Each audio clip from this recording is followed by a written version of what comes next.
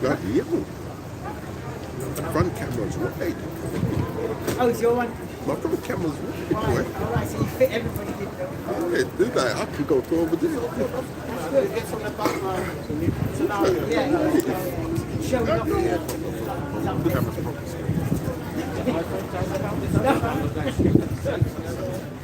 Yes, go on. Yeah, Shalom. Shalom, Israel. We're the Hebrew Jehovah, Israelites. say Jehovah. Come out week in, week Jehovah. out. Prophesy the downfall of this wicked kingdom. And bring out this good news, man. And fish for the elect of our people. But before we do it, I wait for our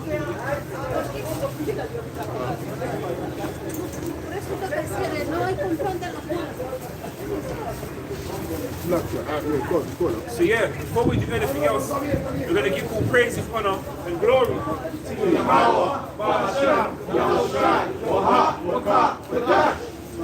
double honors to the elders and apostles of Israel that do rule and still teach well. And Shalom wa Barakatam, and to the hopeful elect, man. Brothers and sisters scattered throughout the four corners doing their due diligence in truth and sincerity.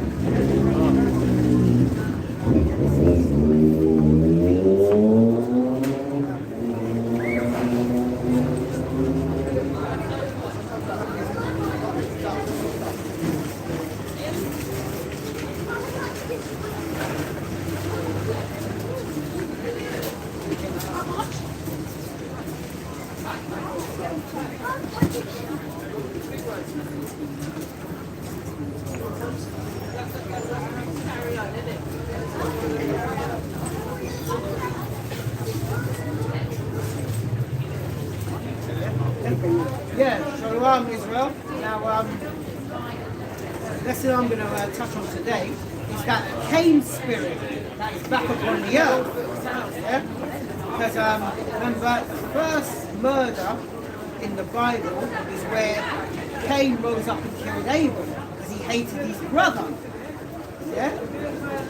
And that just to show now, and also Cain was given a mark as well, so he could be recognized.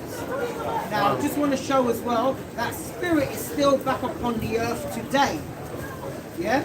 The spirit of Cain, and also there are now a nation of people with that mark, so they can be recognized. Yeah? Yeah. Well, yeah, okay, fair enough. Yeah. To be blunt, yeah. There's that mark of wicked people upon the earth today. Yeah? And we're going to touch on that. We're going to even show that as well. But first and foremost, let's go to the root. Let's go back to Cain, because you've got to remember,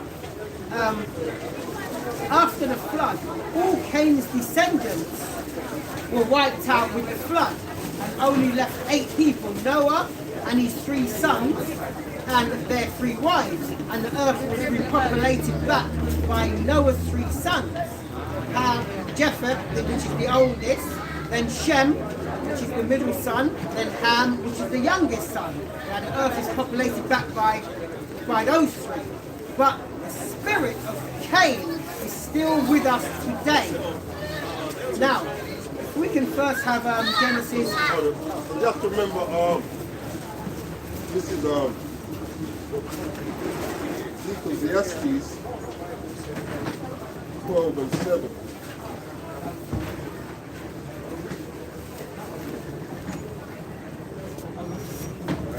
It says, "Then shall the dust return to the earth as it was, and the spirit shall return unto the Most High who gave it." So even,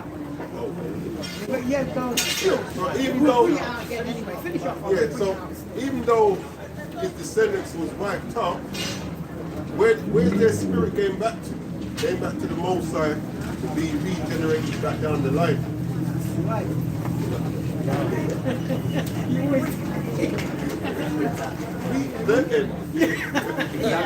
Here endeth the lesson.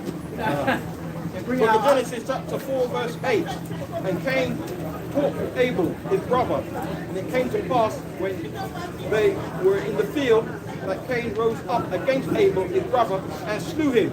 Now, that's just going straight to the account, but we're going to go up in a second prior, just to show you that now.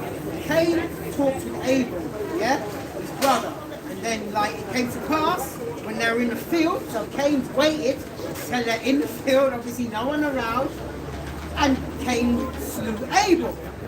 Yeah? Now, we can have Genesis 4, 3 to 5. You know what? Jake tends to take on that spirit as well when he's ready. You know?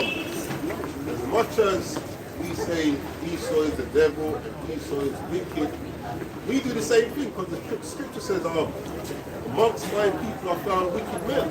Now it says that for a reason, man. Yeah? We're not in the, we keep saying it, we're not in the condition that we're in because we are good men. We're in this condition because we're wicked. And what even makes us so wicked is that we know right from wrong. We was given right from wrong to know right from wrong. And we still choose to do wrong. Choose, yeah. Because even like, as the brother touched on that point, even like people, like you hear some people say that they have free will, and then we know everything, like, you know, is done and governed by Yahweh. I always say that, this is what I always say. I say we have free will to a degree. And the reason why I say that to a degree, because the Most High gives you two options, to serve Him or not to serve Him. Those are the only two options you have. But whichever road you pick, there's your judgment on your path. It's already laid out and written for you. So, you know, that's what I say. I mean, you know. Anybody got any precepts? Bring out the ring. It's the book of Genesis, chapter 4, verse 3. Yeah, there's something I was going to say when I was speaking. I interrupted this week. So basically, when he was mentioning the wickedness of Jake, because we tend to look up other people's wickedness and not reflect on our own wickedness. So, and not reflect on our own wickedness. But the point is, or the difference is, we tend to be wicked to our own, whereas the others are wicked to everybody else and have a special reverence to their own. So actually our wickedness cannot be compared because we treat others better than we treat our own. They don't. So I just wanted to make that point.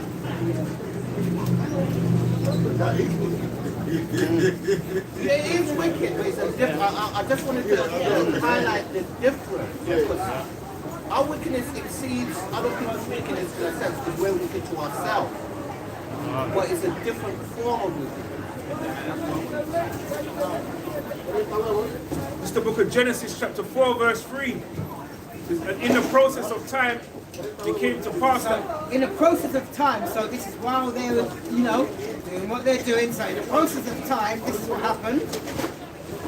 And in the process of time, it came to pass that Cain brought of the fruit of the ground and offered unto Yahweh, and Abel he also brought of the firstlings of his flock. So you see now, so they both brought offerings, yeah? Cain brought his offering, and Abel brought his offering. And of the fat thereof. And the Lord Yahweh had respect unto Abel and unto his offering. Yeah, why? Because the scripture lets you know that blood makes an atonement. We brought it out the other day. The blood makes an atonement for sins. Yeah, that was the covering that the Most High gave us when you read chapter 3. You know, He gave us a covering which was to atone for our sins. So to be bringing fruits and then things there, when Abel is bringing the correct offering, the Most High ain't going to be happy with that. So he was going off from there. It says, verse 5, but unto Cain and of his offering he had no respect, and Cain was very wroth, and his countenance fell. That now Cain was upset because, and this is where now as well, the jealousy will start to set in. Because you look at his brother, and Mosai is accepting his offering, but now rejecting his, and he thinks his is just as good. But like the brother brought out, when you go back into verse 3, chapter 3, so all things are atoned for by blood, not by fruit. Yeah, so there's a precept for the fact that the Most High had respect for Abel's offering and not for Cain's offering. This is the book of Exodus, chapter 2 and verse 25. And Yahweh looked upon the children of Israel, and Yahweh had respect unto them. Now bearing in mind, the children of Israel, they linked back, not to Abel, but to Adam, but to the righteous seed. So Abel was replaced by Seth.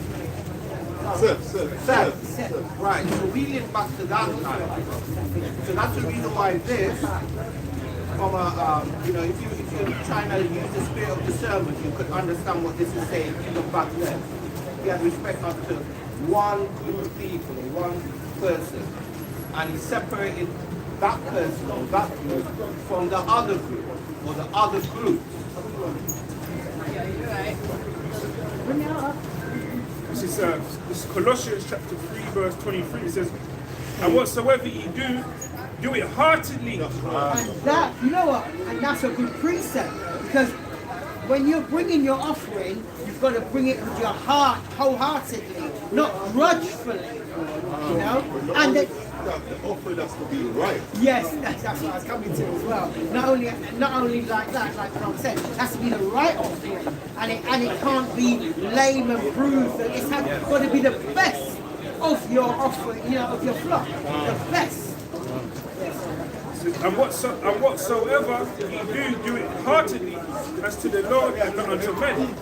It says, knowing that of the Lord ye shall receive the reward of the inheritance, for ye serve the Lord Hamashiach.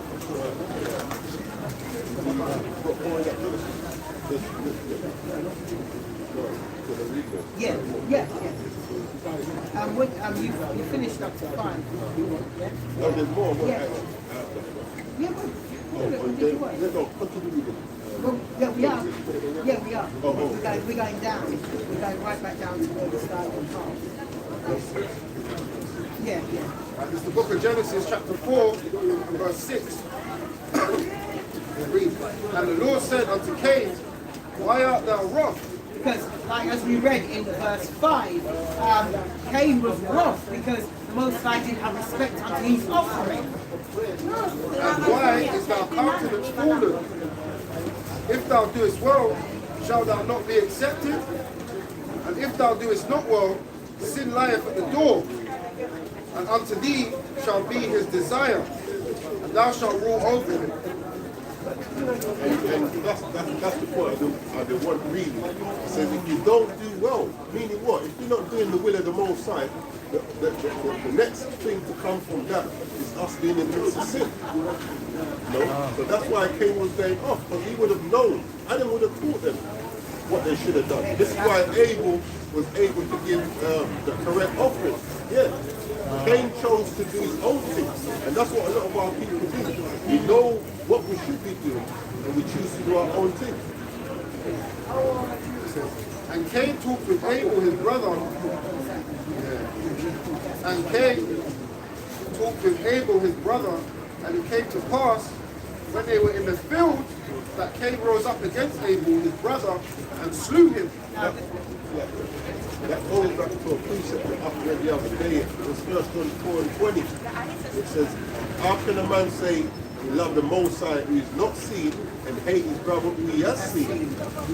Why? Because, it says, if you hate your brother, you're a murderer. Because if you're in a position, if you have that kind of a hatred, if you hate your brother in your heart, you're a murderer. Because if you have that kind of a hatred, where it says Cain was in the field with his brother, you know that no one else was around. This is why it says you're a murderer, because if you're put in that same position as Cain, where no one else is around and you got that kind of hatred for your brother, you know what you're going to do, man? You're going to take him out. And no doubt, Cain knew what he was going to do, so he waited for that opportunity to when he was alone. And you know what that goes back to as well? With Esau, let me read it. See that same spirit. And that's what we're going to come down to as well, to show that same spirit. Genesis.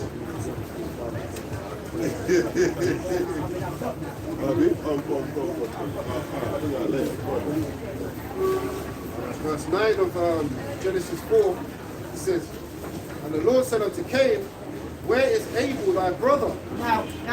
Now, remember, he slew his brother. So the Most High is asking Cain now, where is thy brother? Let's see what Cain says. And that was only to bring the truth out. To see if it was going Don't to be worry. truthful. We got to touch that too.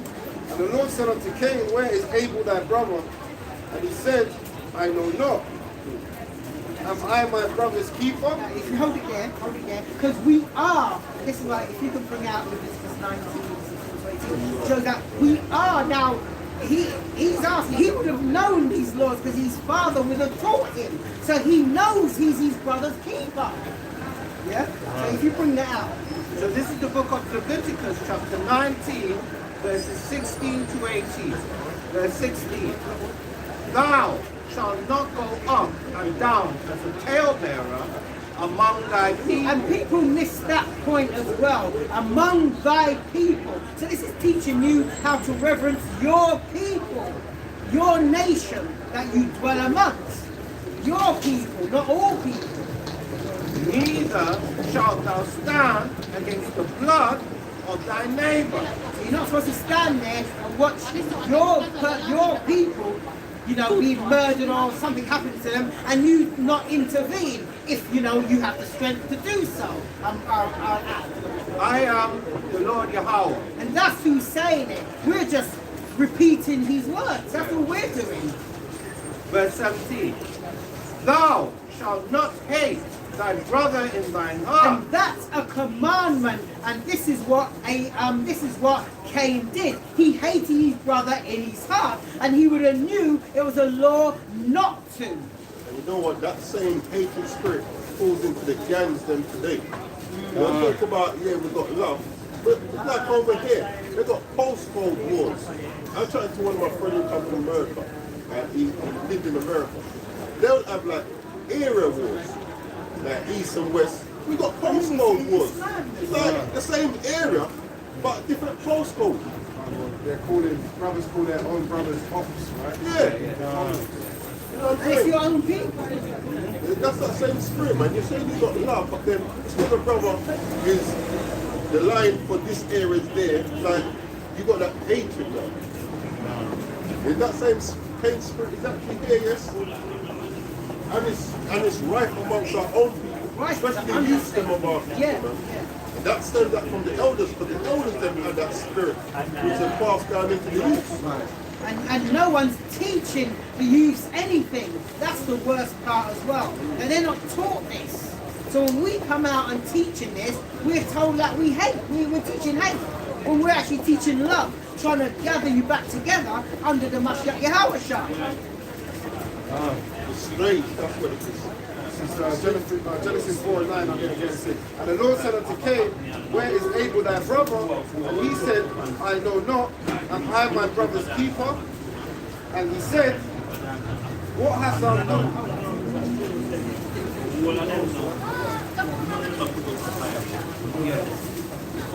This is the book of Leviticus, chapter 19 and verse 17. Thou shalt not hate thy brother in thine heart. Thou shalt in any wise rebuke thy neighbor. Meaning you should be looking out for your brother, man, and correct them where necessary. And not suffer sin upon him. Not suffering the great commandment. As you say, that ties into if you hate your brother, you're being a murderer, because if you're suffering sin upon your brother, That's right. if you're not correcting him, what's The the wages way of of sin sin? It's death. That's right. And let me just add, it says him, but I would add her as well, or them. Because all our people are commanded to do it. Verse 18. Thou shalt not avenge, nor bear any grudge against the children That's of gang life, thy man. people. That's gang life. Yeah. And you know what this as well is showing you? That Cain grudged Abel because of his offering, because he didn't actually do nothing to Cain. He didn't physically do nothing to him. He just grudged him because the Most High accepted his offering and he didn't accept his one. So Same that, thing today, yeah, This man's driving a nice car, he's got a nice house. Oh, yeah. looking to roll. Oh, I saw something the other day as well. This girl, was a lure this dude for a yard, like on his Instagram or whatever it is, he's showing off his various Rolex watches, and you then come around, meant to rob him, but ended up killing him. You know what I'm saying? Yeah, that's the same spirit there, man. Money trap. Honey trap. There's nothing sweet about that at all. But thou shalt love thy neighbor as thyself. I am the Lord. So we are commanded to love our people. And in layman's terms, that is you expecting for the next brother the same thing you want for yourself. Well, actually, you're supposed to love them as yourself, so you're correct with that analogy. I just wanted to point out that although we're dealing with the blood of Cain, these three precepts actually prove that our neighbor is our brother, also is the children of our people. So this also proves that. So this one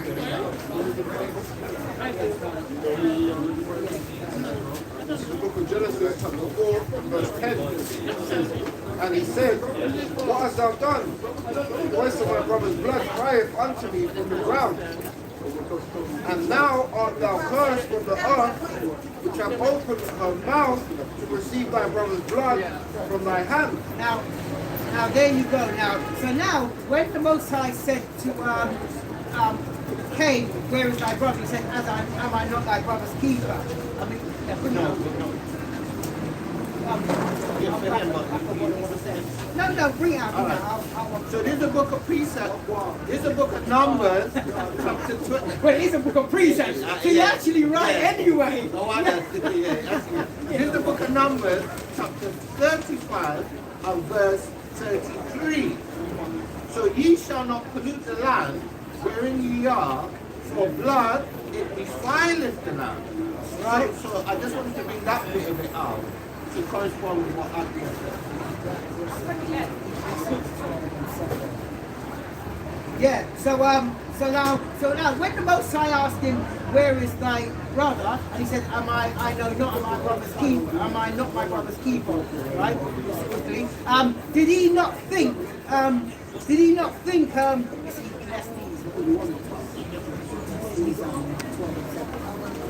Did he not think Yahweh would not know that he murdered his brother? You bring that out for us up. The book of Ecclesiastes 12, verse 7, right? It says, then shall the dust return unto the earth as it was, and the spirit shall return to the Most High who gave it. So you see that? So that means that's showing you that Abel's spirit returned back to the Most High. So he already knew what Cain had done. Yes. So that's showing you he already knew. But he asked the question and Cain lied. You know? But he already knew exactly what Cain had done. The white line, wasn't it? Yeah. Yeah. You know, innit? Yeah. You can bring out, we're going to read on a bit more. It's going to get interesting. Then we're going to go to some other verses. You can read 13. Chapter 4, verse 13. And Cain said unto Yahweh, So just prior to that, before the brother reads, now, for Cain gets a judgment now for killing his brother. Yeah? Now, we're going to just see what the Most High said. Yeah, keep taking in Genesis chapter 4, verse 13.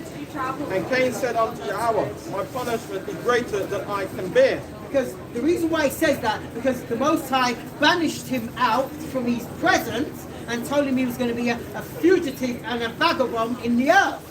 So that's why now he's saying that punishment is more than he can bear. But he didn't think of that when he was murdering his brother. Verse 14. Behold, thou hast driven me out this day from the face of the earth, and from thy face shall I be hid, and I shall be a fugitive and a vagabond in the earth. And it shall come to pass that everyone that findeth me shall slay me. Well, just hold that there a minute. Now, that's a point as well, because Cain says that after he's murdered his brother, it will come to pass that everyone that findeth me shall slay me, showing you there were more people on the earth than just Adam and Eve and Cain and Abel. Because you've got to remember, Adam and Eve had Cain and Abel, Cain rose up and killed Abel, and now Cain is getting his punishment, and he just said that his punishment is more than can bear, and if anybody finds him shall slay me. So who is he talking about if it was only them? So that cuts the Christian doctrine about Adam and Eve only. Okay, all right, yeah. Verse 15. And Yahweh said unto him, So here we go. This is what Yahweh said, because he said his punishment is more than he can bear, and everyone that findeth him would slay him. and Yahweh said unto him, therefore, whosoever slayeth Cain, vengeance shall be taken on him sevenfold. Which is completion, that sevenfold. That's what that means. So that's there you go. And Yahweh set a mark upon Cain. Now here we go. Now Yahweh set a mark on Cain. He didn't stamp him with a stamp in his forehead, so he can be recognized by a stamp. But let's see what kind of mark it was in a second. So if you finish that out. And Yahweh set a mark upon Cain, lest any finding him should kill him. So there you go. So the Most High set a mark. Something can grab me. Numbers chapter 12. Oh yeah. Numbers 12, 9. Verse 9 to 12. Yeah. So now, first of all, like I said, the Most High put a mark on Cain. What's the point of putting a mark on somebody? So they can be recognized, so they stand out, so you know who that person is by the time you behold him. You don't have to search him, like, you know, let me see, where's that mark? You can look at him straight and know that's that person. Let's see what that mark was. Now, Yeah, this is the book of Numbers, chapter 12, verses 9 to 10, you said? 9 to 12. 9 to 12, verse 9. And the anger of the Lord Yahweh was kindled against them. Now, this is going into when Aaron and Miriam, which is Moses' brother and sister, when they spoke against Moses because he had married an Egyptian. Yes. Correct? Yes, Yes. absolutely. Yeah. Ethiopian woman. Oh, that's it. Yeah. He married an Ethiopian woman, so they talked against Moses. So this is what this is going into when you read prior. And by the way, both of them were prophets. So Miriam was a prophetess, and Aaron, as you know, was a prophet. Verse 10. And the cloud departed from off the tabernacle, Listen to this. and behold, Miriam became leprous, white as snow. And So Miriam was stripped of her melanin. That's what that's showing you. So if anyone's stripped of their melanin, they're going to be white as snow, i.e. leprous. and behold, she was leprous. Good. Now here's the point. Verse 11. And Aaron said unto Moses, Alas, my Lord, Aaron's going to now beg to Moses. alas, my Lord, I beseech thee, lay not the sin upon us. So it's showing you that they sinned. So she received a mark. So that was the mark she received for her sin. Wherein we have done foolishly, and wherein we have sinned. Verse 12. Let her not be as one dead, One, let her know. So that mark makes you look like one as dead. Where all that blood is gone out of your body, you're just white as snow. of whom the flesh is half consumed when he cometh out of his mother's womb. That's where the Caucasian, what's that verse? Wasted away his Wasted heat. away his heat, That's yeah. where that comes from. I shall show it. Ah. So, just want to show you that Miriam had sinned, Cain had sinned, and they both received that mark so they could be recognized. That's what that's showing you. It sets them apart from the melanated people. Right, and then I'm going to show you another one, and then I'm going to make a point. If somebody can grab me 2 Kings 5, 25, 27. That's my point. Yeah.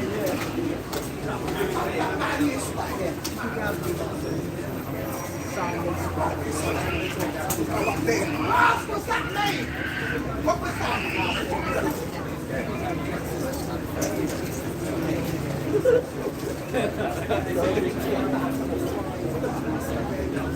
the book of 2 Kings 5 and verse 25. It says, but he went in and stood before his master, and Elisha said unto him, Elisha said unto him, whence comest thou?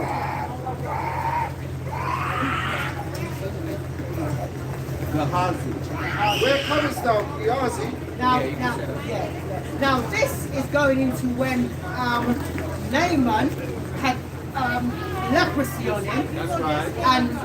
And Elisha told him to go to the pool, into the River Jordan, and cleanse himself and be clean. That's right. And then eventually he does it, and he wants to give them gifts. Yes. But Elisha turned down the gifts. But Elisha had the servant Ganzi, if I'm pronouncing Gehazi, excuse my pronunciation of these Hebrew names. Yeah, I kind of like Ganzi as well, but his name is Gehazi. Gehazi, yeah. So this is like Gehazi, which is Elisha's servant. Yes.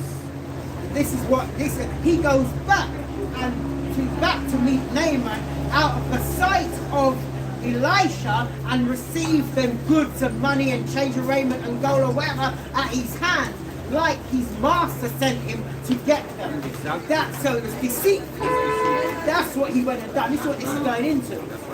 But he went in and stood before his master, and Elijah said unto him, whence comest thou, Gehazi? And he said, thy servant went no whither. And this is after he's gone and collect the goods from Naaman, who was cleansed of the leprosy.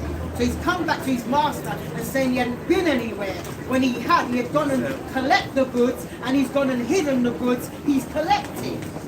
No, it needs to go with what you just said. Can you say this a little bit again? It says, whence comest thou, Gehazi? Right, this is the book of Job, chapter 1 and verse 7.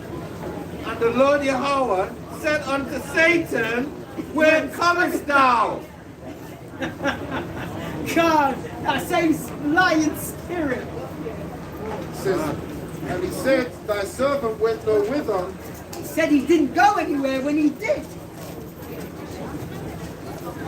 And he said unto him, went not my heart with thee? When the man turned again from his chariot to meet thee. See, so he didn't know that Elisha already knew what he went and done. Is it a time to receive money and to receive garments and olive yards and vineyards and sheep and oxen and men servants and maid servants? And when you check it out, our people is in that same kind of spirit today. Like we're telling our people to get themselves right, and they're more interested in getting worldly stuff instead of seeking the Lord, seeking repentance and forgiveness from the Lord. Verse 27, it says, the leprosy therefore of Naaman shall cleave unto thee, and unto thy seed forever.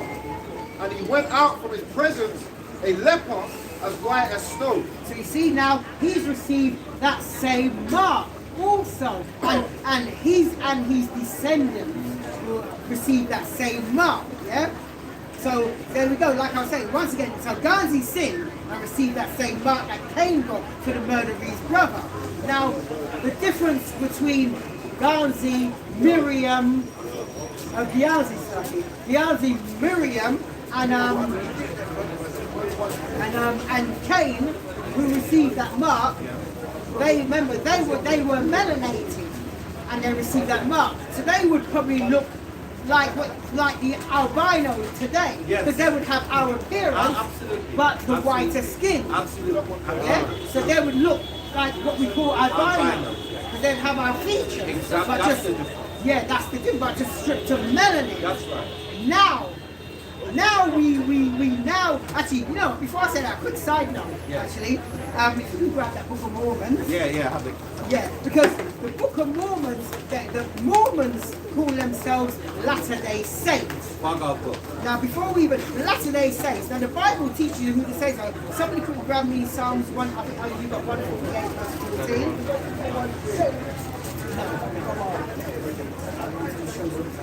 Because they wear a name tag, they call themselves Latter-day Saints. Now they say they are saints. But let's see what the Bible says, who the saints are. Because the Bible does say prove all things. So if you're going to call yourself something, you've got to go in the Bible and prove it. In the book of Psalms, chapter 148, verse 14, he exalted the horn of his people, the praise of all his saints. In that, of all his who? Of all his saints. So the saints, let's see who the saints are. Even of the children of Israel. Of who? Even of the children of Israel. So you see, the saints are the children of Israel. Even is an old English word. It just means indeed the children of Israel. Even of the children of Israel, the people near unto him. Praise ye Yahweh. So those who the saints are, the Israelites are the saints. No other nation. So if you're not an Israelite, you are not a saint. Simple as that. That word saint as well, that also goes into holy. Because when you look at holy, one of the definitions is saint. Yeah, the reason for that is it comes from Kadash. Kadash means holy or set apart. So when it was transliterated, this is where these synonyms started to enter in. They really mean separate, and it means holy or set apart. Now, like I said, a quick side note, the Mormons, they teach that black skin is a curse.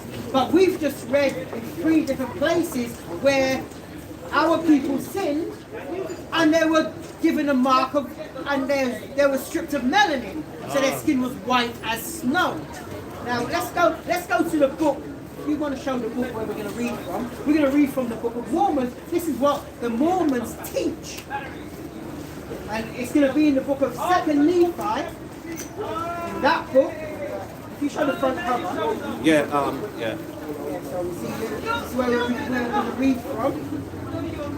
And I suggest our people stay away from the Mormons. They will, that religion, they will teach you nothing. Now let's hear what they say about black skin in their book. That they're always, and you find that when the Mormons are walking around teaching, they only go to our people. They don't seem to approach their own people. I've noticed that. I've noticed that as well. Yeah. Great, read this. This is in the book of Mormon, 2nd Nephi, chapter 5, verse 21. Bring it out. Listen to this. In the book of Mormon, 2nd Nephi, chapter 5, and verse 21. And it reads, and he had caused the cursing to come upon them. Yea, even a sore cursing. Here we go. Let's see how. Because of their iniquity. So because of transgression, according to this book, For behold, listen to this. they had hardened their hearts against it, that they had become like unto a flint. Wherefore, Here we go. Wherefore, as they were white, so hear that now. They say, wherefore these people were white as they were white and exceedingly fair, and exceedingly fair, meaning lovely, delicate, beautiful, and delightsome, and delightful, pleasant to look upon. that they might not be enticing unto my people of the Lord, I'm going to say Lord God, they cause a skin of blackness. To do what? To cause a skin of blackness to come upon them. Now that's what they teach, that cause a skin of blackness. So the curse, if you've got black skin, according to the Mormon, it was a curse from the Most High. See this. So I just want Israel to see this, to see that we're not making it up. The highlighted bit. The highlighted bit.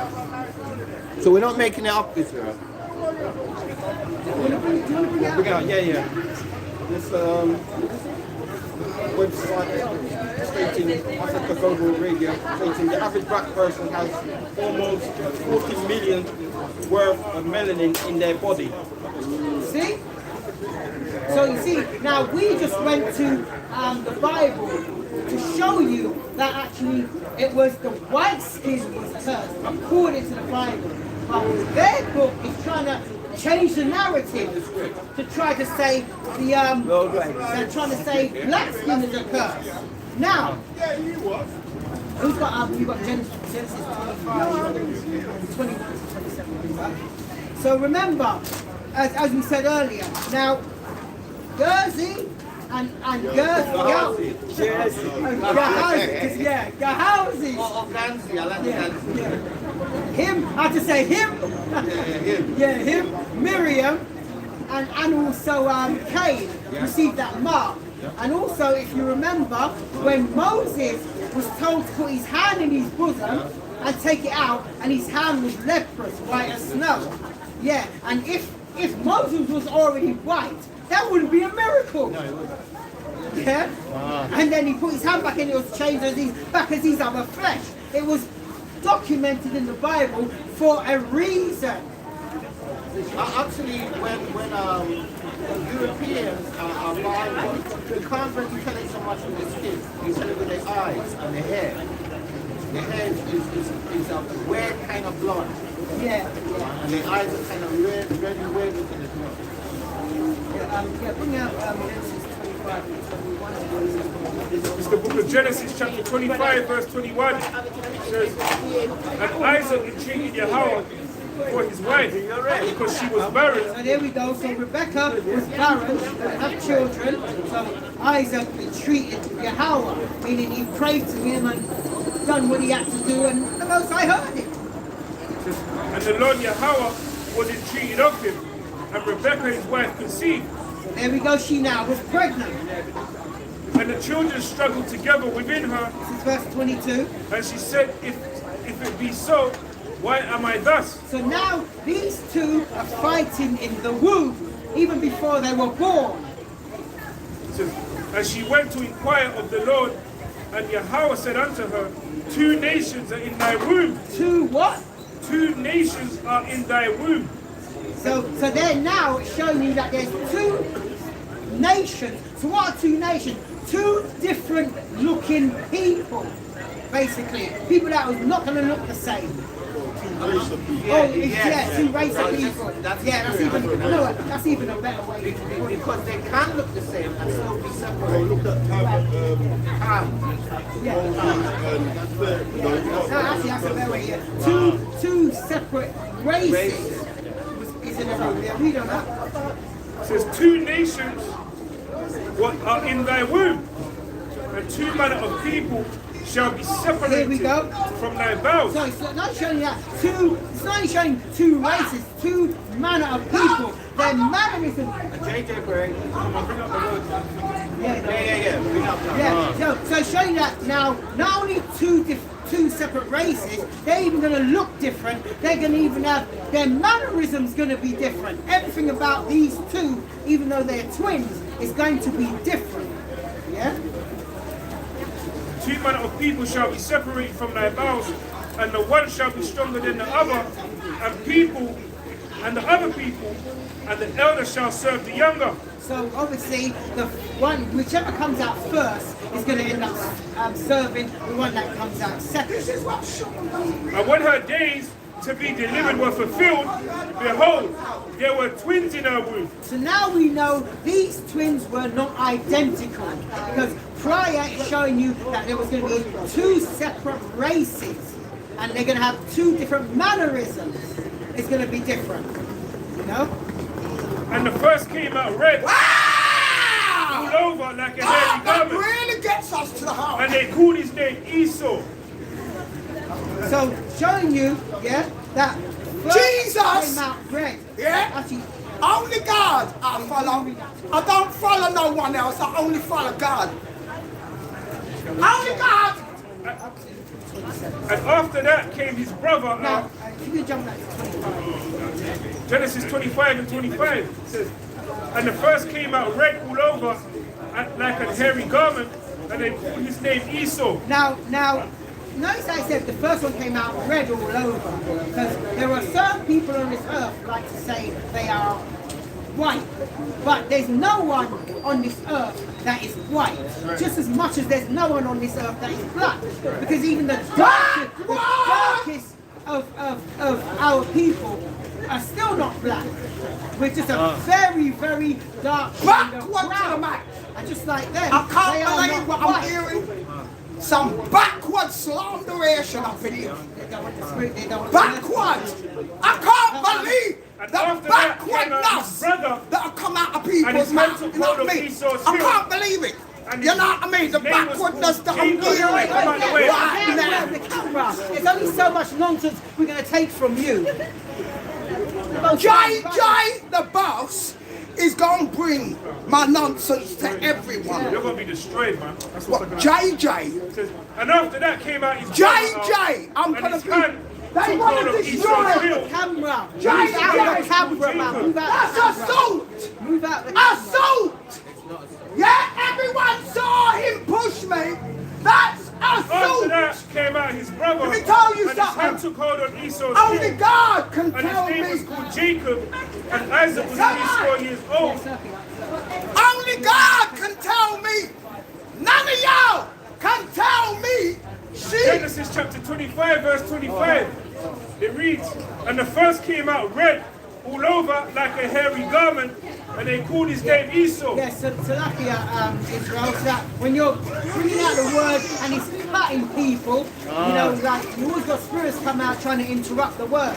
But this is what we expect anyway. But at the same time, we've still got to, they're in our space, we've got to move them out of our space. What they want to do outside our Get space, rid is of up them to them. boys. But when they step in Yeah, your man. space, you do have a right to move them if physically need be. It says, and after that came his brother out, and his hand took hold of Esau's heel. So it's just showing you now, notice how the Bible describes Esau coming out red. Why is it red? Because when you look at a certain race of people, you can see the blood through their skin. Yeah? So they're a derivative of red. Like you'd say reddish. Or even, yeah, so. But there's nobody on this earth white. As much as, you know, no one's on this earth black. But they use white because when you go to the dictionary and look up the word white, it's a symbol of purity, cleanness. So they've adapted that and call themselves that, and the world runs with it, basically. Yes, yeah. Genesis 25, verse 26. And after that came his brother out, and his hand took hold of Esau's heel, and his name was called Jacob. And Isaac was 80 years old when she bare him. When she bare him. Yeah. And the boys grew, So they start to grow up, and here we go. and Esau was a cunning hunter, a man of the if you- field. Now look at that. Esau was a cunning hunter, a man of the field, and Jacob, And Jacob was a plain man, dwelling in tents. there you go. So there you go. It's just showing you again now.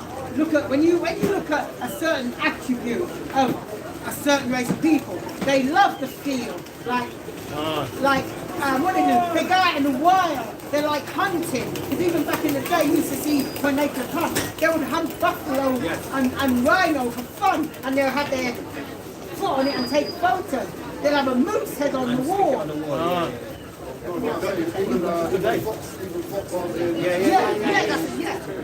Yeah. Debating. Yeah. Cain got that same spirit as well. Yeah. Came back out from hunting. Yeah. So you know. So just want to show you now, Esau now received that same mark that Cain had, that strip of melanin. That's what that's showing you. Yeah? But the difference, the reason why it said about two nations, because now he ain't gonna have our features, like the albino features. He's gonna have different features, a different race totally, with the spirit of Cain, but with the mark of Cain also, so you can recognize the wicked of the earth. That's what that's showing you. Somebody can quickly grab Revelation 12, 9, 7. That's like Revelation chapter 12, verse 7 to 9. Somebody can grab Genesis 3, 1 to 5. And then you're still now in Genesis 35. That's the biggest statement, so 129. 29. 29 to 30. It's the book of Revelation, chapter 12 and verse 7. It says, and there was war in heaven. Michael and his angels fought against the dragon, and the dragon fought and his angels, and prevailed not. Neither was their place found any more in heaven. That's what's going to happen. They're going to fight against us, but we will prevail eventually. They're on top at the moment, but we will prevail. But that's not the point I want. The point I want is really coming up.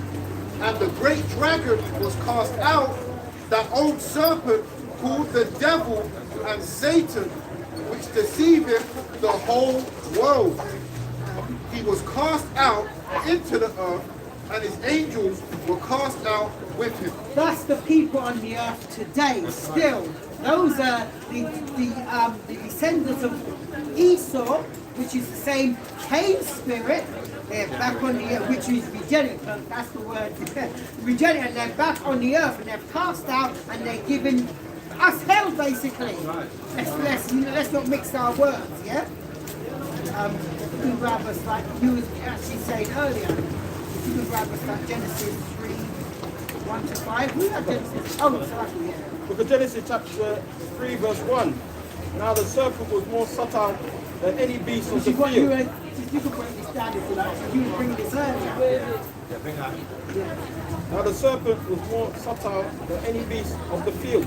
So the serpent is symbolizing a certain spirit, a certain attribute, a certain way of behavior, characteristic, which is subtlety, which is likened unto deception or deceit. Now the serpent was more subtle than any beast of the field. So beast has a dual meaning as well. Beast in the Hebrew would be Goliath. And Goliath also means nations as well. It's got double meaning. Now the serpent was more subtle than any beast of the field which Yahweh had made. And he said unto the woman, Yea, hath Yahweh said, Ye shall not eat of every tree of the garden? So that's a commandment right there. She was given a commandment. Verse 2. And the woman said unto the serpent, We may eat of the fruit of the tree of the garden, but of the fruit of the tree which is the midst of the garden, Yahweh hath said, Ye shall not eat of it, neither shall ye touch it, lest you die. Verse 4. So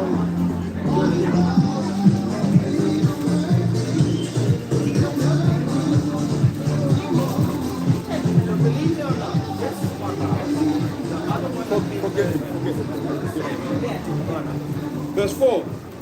And the serpent said unto the woman, Ye shall not surely die.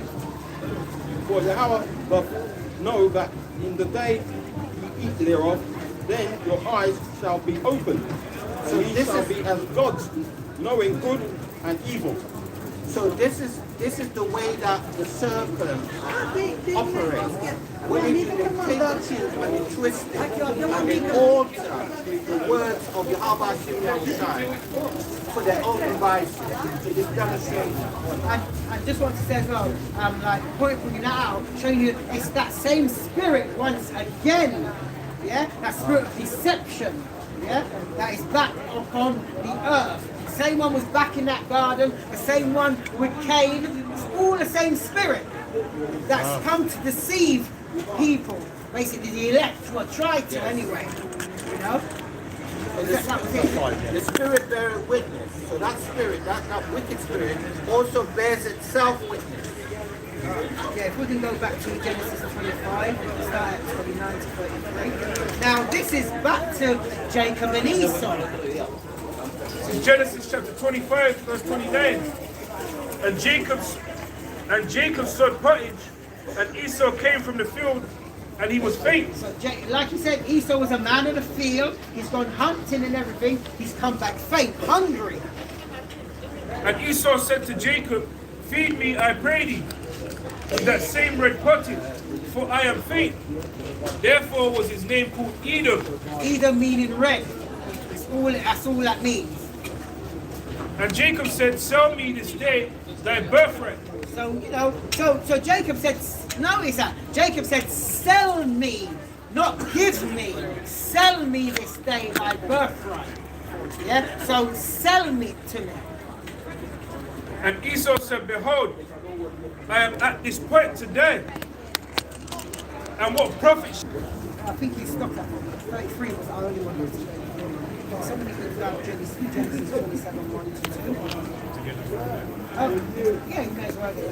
Right, just before you. Oh, yeah. Grab it in the second lesson, 6, 8 to 9. You're still in Genesis 27, so I'll grab 27 to the next one. Grab 12, 6, 8.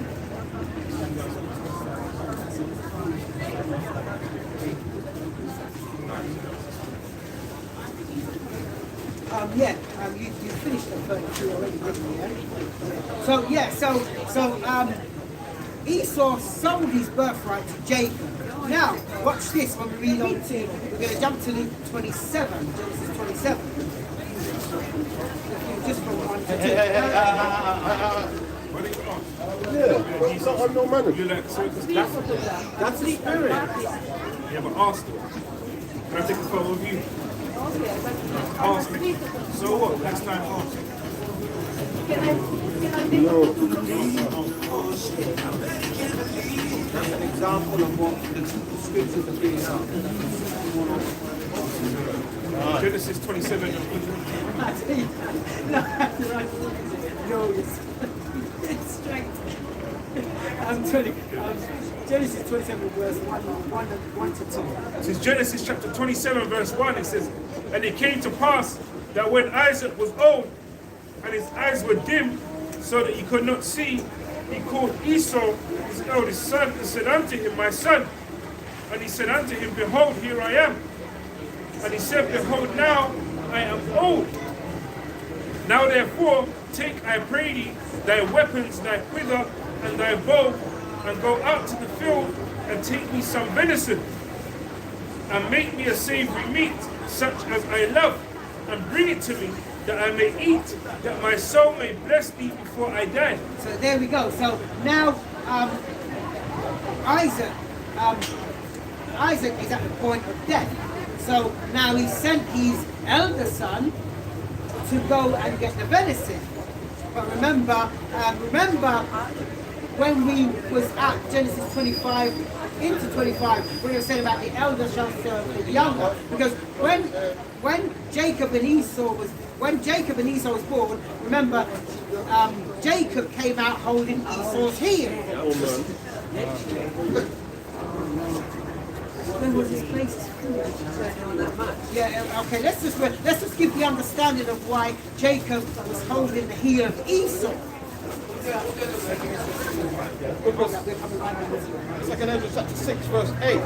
And he said unto me, from Abraham unto Isaac, when Jacob and Esau were born of him, Jacob's hand held first the heel of Esau. Why is that? Symbolizing what? Verse 9. Verse 9. Esau is the end of the world, and Jacob is the beginning of it that followeth. So basically we got next. Ah. Basically. So when this kingdom goes down, we go rise up. All those that have repented, sign cry for the abomination that's done in this place. Basically. We can just jump out. Bring up. Psalms chapter 75. Psalm 75 and verse 6, it says, for promotion neither come from the east, nor from the west, nor from the south, but the Most High is the judge. He putteth down one and set up another. Right. Now, I don't want to go through the whole of Genesis, which I don't intend to do. So when you jump, when you read on, you're going to see that now Rebecca tells, not Rebecca, yeah, it is Rebecca. Rebecca tells Jacob to go and get that venison and come back, and she made like food for Isaac. So what's he got? Jacob goes in and gives Isaac, his father, the food, and he gets the blessing of the firstborn. Yeah, because remember, Esau sold his birthright. That's one thing that when people bring this out, they forget, especially Christians, when they're trying to say Jacob stole it. No, Esau sold it. So it was now rightfully Jacob's anyway. And even the prophecy even said that, you know, yeah. That's right. No, like even in the womb, Yeah. it's a prophecy that That's right. the elder would serve the young. That's That's right. right, that's right. So yeah, if you can take, sorry, if you can jump to, just jump to 34, just to the point where, like where now Jacob now, I mean Esau is about to get his blessing, because Jacob gets the blessing as the firstborn. So it's Genesis chapter 27, verse 34. And when Esau heard the words of his father, he cried with a great and exceeding bitter cry. And he said unto his father, bless me, even me also, my father. And he said, thy brother came with subtlety, and have taken away thy blessing. Well, there you see, and that's the lie right there again. Because he didn't come with subtlety, he had sold his birthright. And you notice I said Esau cried with tears. And this is something that they always do. Let's quickly jump to, somebody can grab Hebrews 12, 16 to 17. And even when it says he used subtlety, right? That accent alluded to earlier. There's a righteous guile. There's such thing as a righteous guile. Yeah. That word prudence means subtlety. Yes. It means guile. But again, there's a right way and a wrong way to use that guile. The scripture says, what be ye wise as serpents, and as harmless as doves. That's exactly what Jacob did. Stay in 27. Yeah, let's have Hebrews 12, 16, 17. So remember, he cried with tears because he wanted that blessing. But he does get a blessing, but not the one he's wanted. This is Hebrews 12 and 16. It says, lest there be any fornicator or profane person as Esau, who for one morsel of meat sold his There birthright. you go, sold his birthright. For you know how that afterward, when he would have inherited the blessing, he was rejected. Now notice he was rejected, same way how Cain was rejected. Yeah? Esau was rejected, and he's been given that same mark as Cain and that same spirit as Cain, and also rejected just like Cain was rejected. For he found no place of repentance, though he sought it carefully with tears. And remember, Esau sought that blessing from his father with tears. Tells you that, just what we read earlier. He cried bitterly, have thou not got one blessing, one for me? So he cried with tears. Same thing Esau, you know, shows there, no matter how much he cried with tears. Yeah, if we can jump back to it, we can jump back to Genesis 27. We can grab it. This is Genesis 27, verse 40. And by the Now, this is the blessing Esau got, yeah, by his father. Though he cried and sought it with tears. It's up to you. This is Genesis 27 and 39. It says, and Isaac his father answered and said unto him, behold, thy dwelling shall be the fatness of the earth. So you're gonna live in all the best places. You're gonna reap all the fat of the land.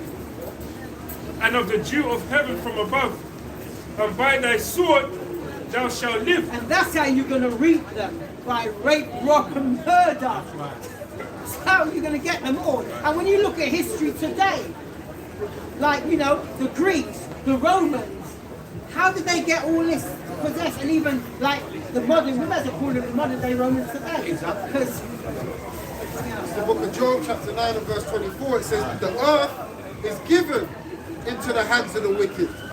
He covereth the faces of the judges thereof. and you know, so yeah, hold that there. Now the scriptures clearly is showing you who the wicked is. Because it says he covers the face of the judges. Now the judges is the one you call Christ, Yahushua. Moses was a judge. You know, who else did they, when you look at films they made, they made Samson is another one. They made films. Yeah, the Israelites as a whole. you know, and they have covered their faces. How do they cover their faces? They change the image of them. That's in the book of First Maccabees 3:48. Someone can read it if you like. Oh, yeah, you can read it. Yeah, carry on. Yeah, this is Job 9:24. It says the earth. That is how you actually identify which one of the wicked, because there's been many rulers throughout the enemies. But says the earth is given into the hand of the wicked, they rule the second part. They do what? They cover. He covereth the faces of the judges thereof. That's how you understand what wicked we're speaking about. Yeah? The one that's covering the faces of the judges. But if you look at the other empires, they weren't hiding who they were. No. You know what I'm saying? This is the only one that seems to be hiding who the real judges of the empire. And how you know as well, because even if you just go in your phone and tap in Jesus Christ, you know, as they call him, yeah, which is the ultimate judge. You never see a black image come up, an Indian image come up, a Chinese image come up. You only see a Caucasian image come up. That's part of where they say, let us cut them off from being a nation. Right. Bring it out in You read the it. No, I think you... Did you finish? You just read it? Read it over again. Right. This is the book of Job, chapter 9, verse 24. It says, the earth is given into the hands of the wicked. So the wicked is running this place. You look at the G Summit and all those. That's right. What's the other one? G Summit and the UN. That's the one. United Nations. Jehovah. It's like a broken record. Yeah. Esau doesn't want to be exposed. The earth is given into the hands of the wicked. He covereth the faces of the judges thereof. If not, where and who is he? And that's what we're talking about. So if it's not the Caucasian, then who is it then? Because who's running, who sets the standards for living here? Who's running the world, the biggest bank? You know? Who's sitting in the judge's seat? Who's got the Supreme Court? Who makes them laws and you're governed by them laws? You know? So if it's not them, then who is it then? Because there's no one else you can really pinpoint who sits at the head. America is one of the main who sits at the head, who everybody, you know, falls in behind. Bring it. So Obadiah chapter 1 verse 3. The pride of thine heart hath deceived thee. And they are deceived because they feel they cannot be brought down low. Oh, like what is in the cleft of the rock, whose habitation is high, that saith in his heart, who shall bring me down to the ground? And that's what they say because they call themselves a superpower. Who can beat us? Oh, you finished?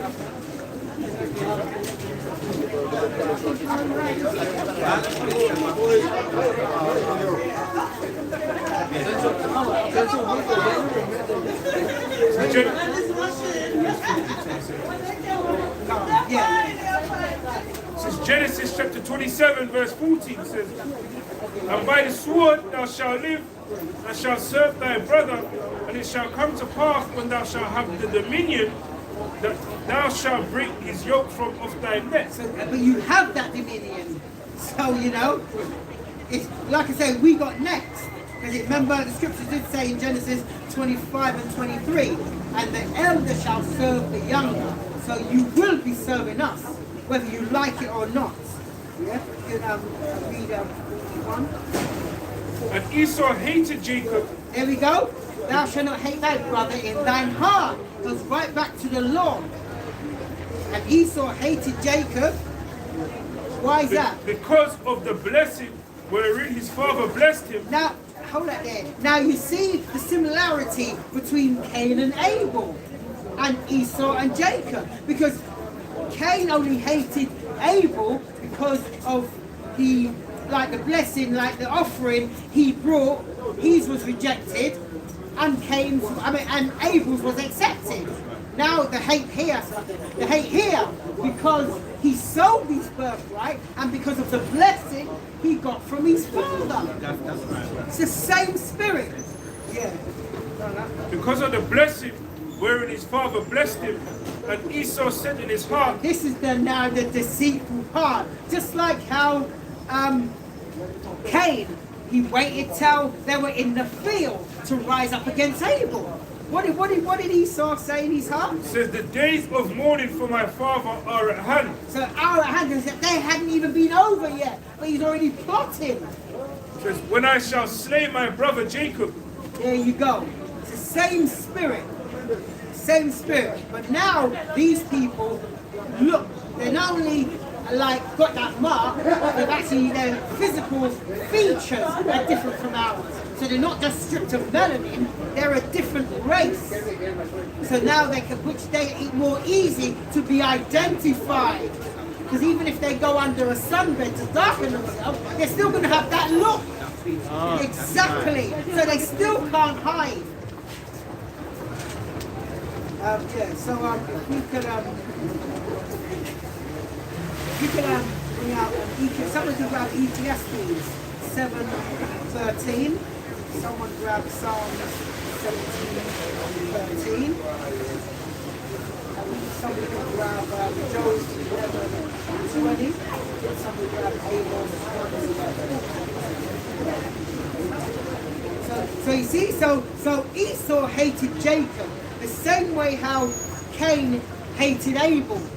So that spirit is the same because they both were brothers. The thing is, that spirit is also an inherited spirit. Just like how it says Jacob was a plain man dwelling in tents. You look at Jake, give him a little juice, 2 dominoes. Hey, he's good. Day, you know. You look at Esau, he was into the rock climbing. He was to animals for fun.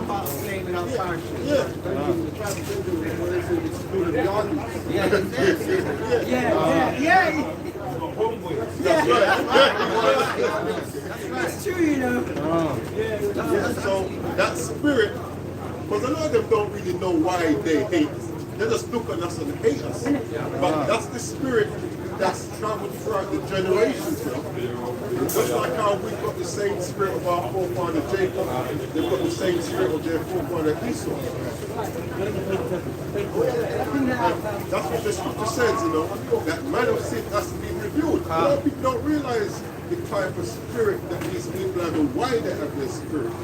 So us bringing out this truth is actually laying Esau bare, as the scripture speaks about. You know what I'm saying? And you know what? And Esau's spirit gets riled up when he's been found out and sends divers, as you saw a little while ago, stand in front of the camera, a little shouting, music to drown you out. All these things, you know, they're spiritual. They don't happen by chance. It's funny that you say that out because basically the theme of your lesson today, you're exposing these spirits, and that's why they're riling up. That's what I said. Yeah, they don't like it. And you know, it's always like if none of this was there, they just walk through. But as soon as the word, we could have been Muslims standing up here. They don't do that. The Muslims are around there. They don't do that here. It's only when the word of the Most High comes out, and that's what this word does, man. It talks about cutting to the marrow. That's what it does, man. Two-edged sword cuts on the way in and it cuts on the way out. And when something cuts to the marrow, that's the stuff inside your bone that gives that bone the hardness, so you don't have a thing called brittle bone. That's what marrow does for bones. Without it, you end up getting ripped. Scripture said, I shall make thy words in thy mouth fire. That's what the people would. It's about, man. Yeah, bring that up when you're ready. Ecclesiastes 7:13. And our people, they actually jump on that same spirit as well. You know, the scripture speaks about the Most High. I mean, it's like a Satan saying to Yahushua, you know, taking him to the top of the temple and showing him the wilds of the kingdom. Our people jump on that same spirit as well, man. You know, they'll latch onto Esau's spirit just to get any little niceties that this kingdom may want to offer. That's right. The scriptures say to be sober and to be vigilant, having that sound mind, man. So we don't, the wiles of the devil don't overflow you. Says your adversary. What Jay don't consider is that they got enemies. It's true, you know. And we're always good, that's why. We're all good. We realize that we have enemies. And that word, be vigilant, to watch, keep watch. Yeah. In Ecclesiastes chapter 7 verse 13 it says, consider the work of the Most High, for who can make that straight which he hath made crooked? And that's Esau. He's made them crooked. Yeah? So no matter how much they try, that's just in their spirit. They've got that Cain spirit, which was a murderer from the beginning. So as much as, no matter how much love you show him, he would never love you. He'll tolerate you. And this is why I say some of our people have that same, they pick up that same spirit, because when Yahweh said that in John 8, 44, we're not speaking to our people. But we know that the scriptures are twofold. I'm just going to make the point that that's why Esau hates himself. That's why you see a lot of suicide when it comes to the nation of Esau. Because they hate themselves. They know they've been made crooked. They know the spirit that is within them is not upright, and they hate themselves. They won't, a lot of them won't admit it because of their pride. This is Romans 9:22. What if the Most High, willing to show his wrath and to make his power known, enduring with much long suffering the vessels of wrath fitted to destruction? So just like the brother read, you know, who can make that crooked, that the Most High, who can make that straight, that the Most High, well it works both ways. Well, yeah, it does actually. Yeah, it's a two-edged sword. But, you know, there's vessels that's been created to destruction. That's just how it is. You know, people find that hard to believe because of what religion is. All religion, you know, give you this lovey-dovey, Most High does nothing wrong. No, it doesn't work like that. There's actually spirit. The Bible says there's spirits that create for vengeance. You know, not to go around and give people hugs and kisses. These spirits are created for vengeance. And they appease the wrath of the Most High that made them. You know what's funny as you say that? Hold that scripture.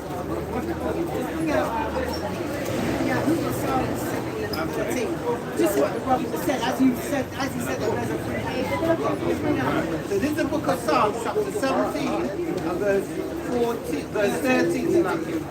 Arise, O Yahweh, disappoint him, cast him down, deliver my soul from the wicked, which is thy sword. And that's the thing, that those people that, as we read earlier, who can make straight what the Most High made crooked, that is the wicked. But the problem with that wicked, that is the Most High sword. Exactly. It's like I heard a brother say, which I found it really funny, because he said that Esau is the belt hanging on the back of the bedroom door. And you know what, that was a perfect analogy. Do you remember back in the day when you did something wrong, your dad said, go and get the belt. You had to go upstairs and get it. You had to go and get what was going to whip your ass.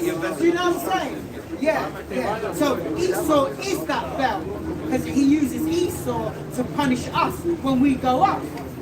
And the thing is, right, they do it. They do it greatly.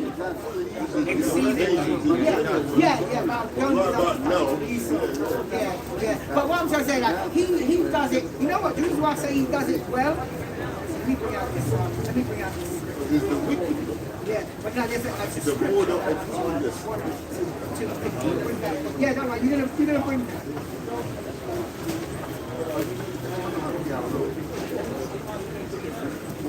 Slack it, bro.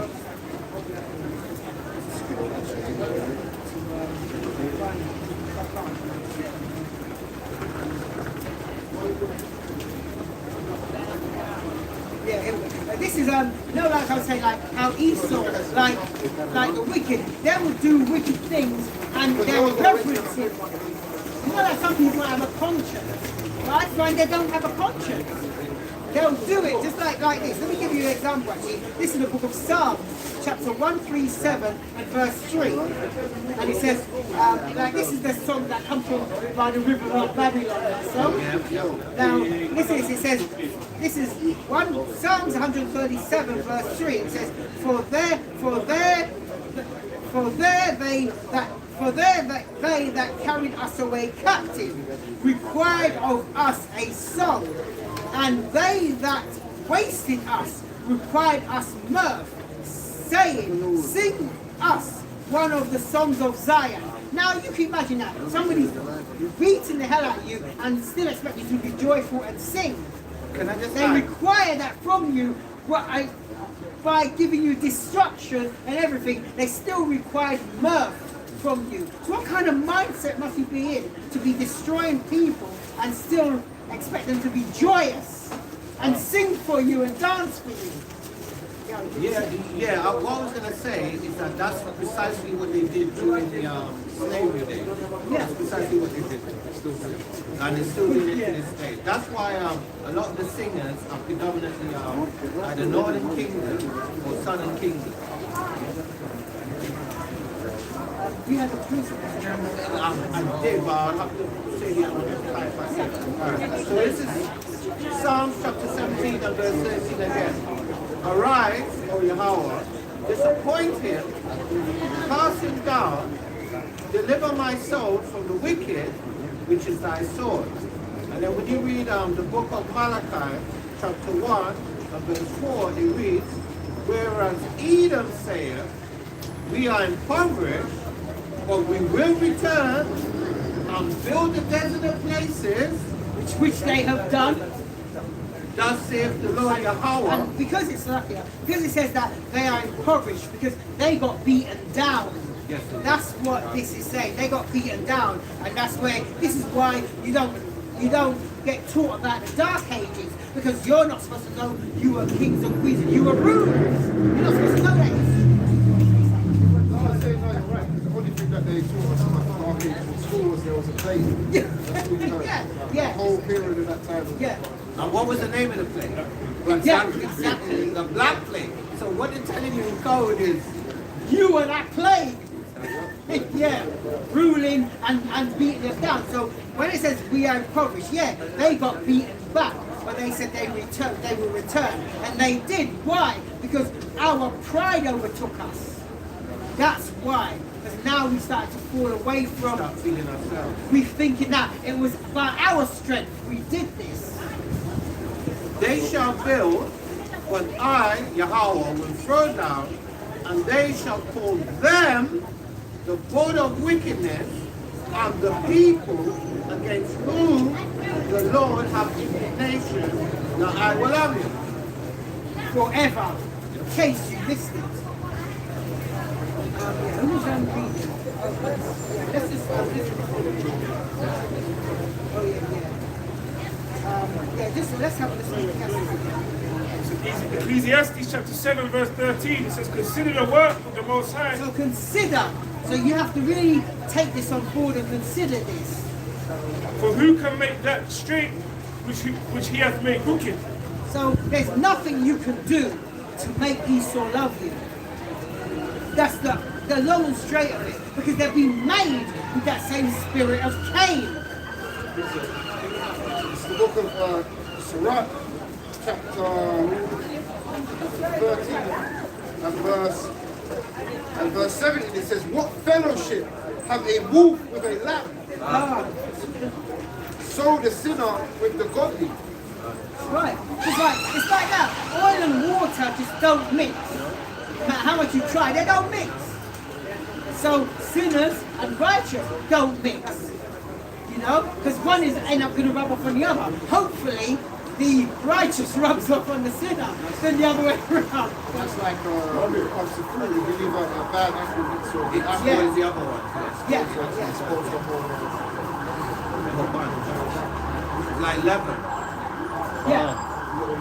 Leaven is the whole lump. Only takes a little bit. It's like, you know, as you said, it's like cancer. Because that's our strength. It only takes a little bit and it grows. And if you don't, So that's why the scripture says you break one of the commandments, you break them. yeah, that's exactly what that means. Not saying you can't keep them, but you know, you have to be wary that don't make that little one you think, oh, that's okay, and stay in it, because then more creeps in. That little one, and you're aware of it, try and work on it to get it out, because it will grow if you don't. Which links back to what you were saying with considering. So you have to consider the things that you're doing and consider the effects of the things that you're doing. He said as well, Esau ultimately, he is that cancer that's spread out into the whole earth. Yeah. That's the level. Yeah, that's right. That leaven of the lump. Ultimately, that cancer is going to be cut out at the end. Because he's spread his whole doctrine and he's made you all believe that he is perfect and he is fair and exceedingly beautiful. Because I remember back in the day, even like when you look at now, there's a lot of adverts with our people. But before they wasn't. Yeah, before you couldn't find not one really. And if you did find one, it was the lightest skinned so-called Jake you could find. Yeah. But where they're clever is that even now you do have a lot of jakes in the adverts. More time it's jakes, but what they do is that they'll have it out of order, so where they'll have an effeminate jake, or they'll have a couple of homos, or they even have a jake with an Edomite woman. That's the normal. Yeah. Trying to show that family structure, because you know what that is? That's the inclusive. You know, you slowly try to bring them in, because the elite know that they're exiled.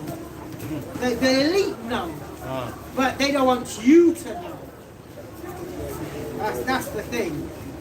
Yeah, when you're ready, I can bring out the Job. 11 and 20. This is the book of Job, chapter 11, verse 20. It says, "But the eyes of the wicked shall fail." And this is where they're heading up. This is where they're ending up. They will fail. So no matter how much they do to try to hold on to power, they will fail. It says, "And they shall not escape." Their judgment, they're not going to escape the judgment of the Most High. "And their hope shall be as the giving up of the ghost." That's where. That's the yes to love. So basically, you ain't got nothing else to hope for. But Yeah, exactly. Like, God, you couldn't have said it better.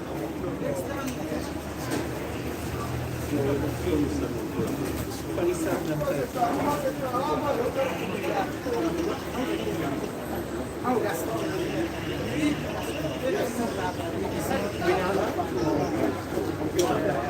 This is the book of Job, chapter 27 and verse 13. This is the portion. But the thing is, Cain ain't really been punished. And Esau, who's got that spirit, still ain't been punished. The Most High has allowed them to prosper in their wickedness, and there's this idea that they'll get away with everything that they're doing, and it's not going to happen.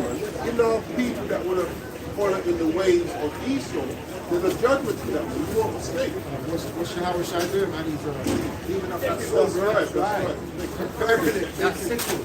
For a sore slaughter, man. That's right. all together go unpunished. Hit it. This is the book of Job, chapter 27 and verse 13. This is the portion of a wicked man with God Yahweh power, and the heritage of oppressors, which they shall receive of the Almighty and the Shadow. Continue. Verse 14. If his children be multiplied, Here we go. it is for the sword. What was Esau's blessing? You know what? Whenever I'm at sword, That's what he did. we're talking about the carpentry of death. That's right. That's what we're doing. So read that again. We want 14 to 14. If his children be multiplied, it is for the sword. We say, Moving to Solomon chapter 4 verse 19. For he shall rend them and cast them down headlong. Headlong. Hey, that's it.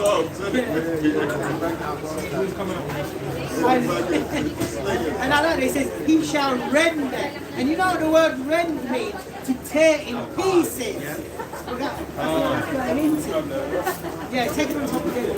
Moving to Solomon chapter 4 verse 19. For he shall rend them and cast them down headlong, that they shall be speechless. And he shall shake them from the foundation. I just want to say, when it says casting down headlong, that means like head first.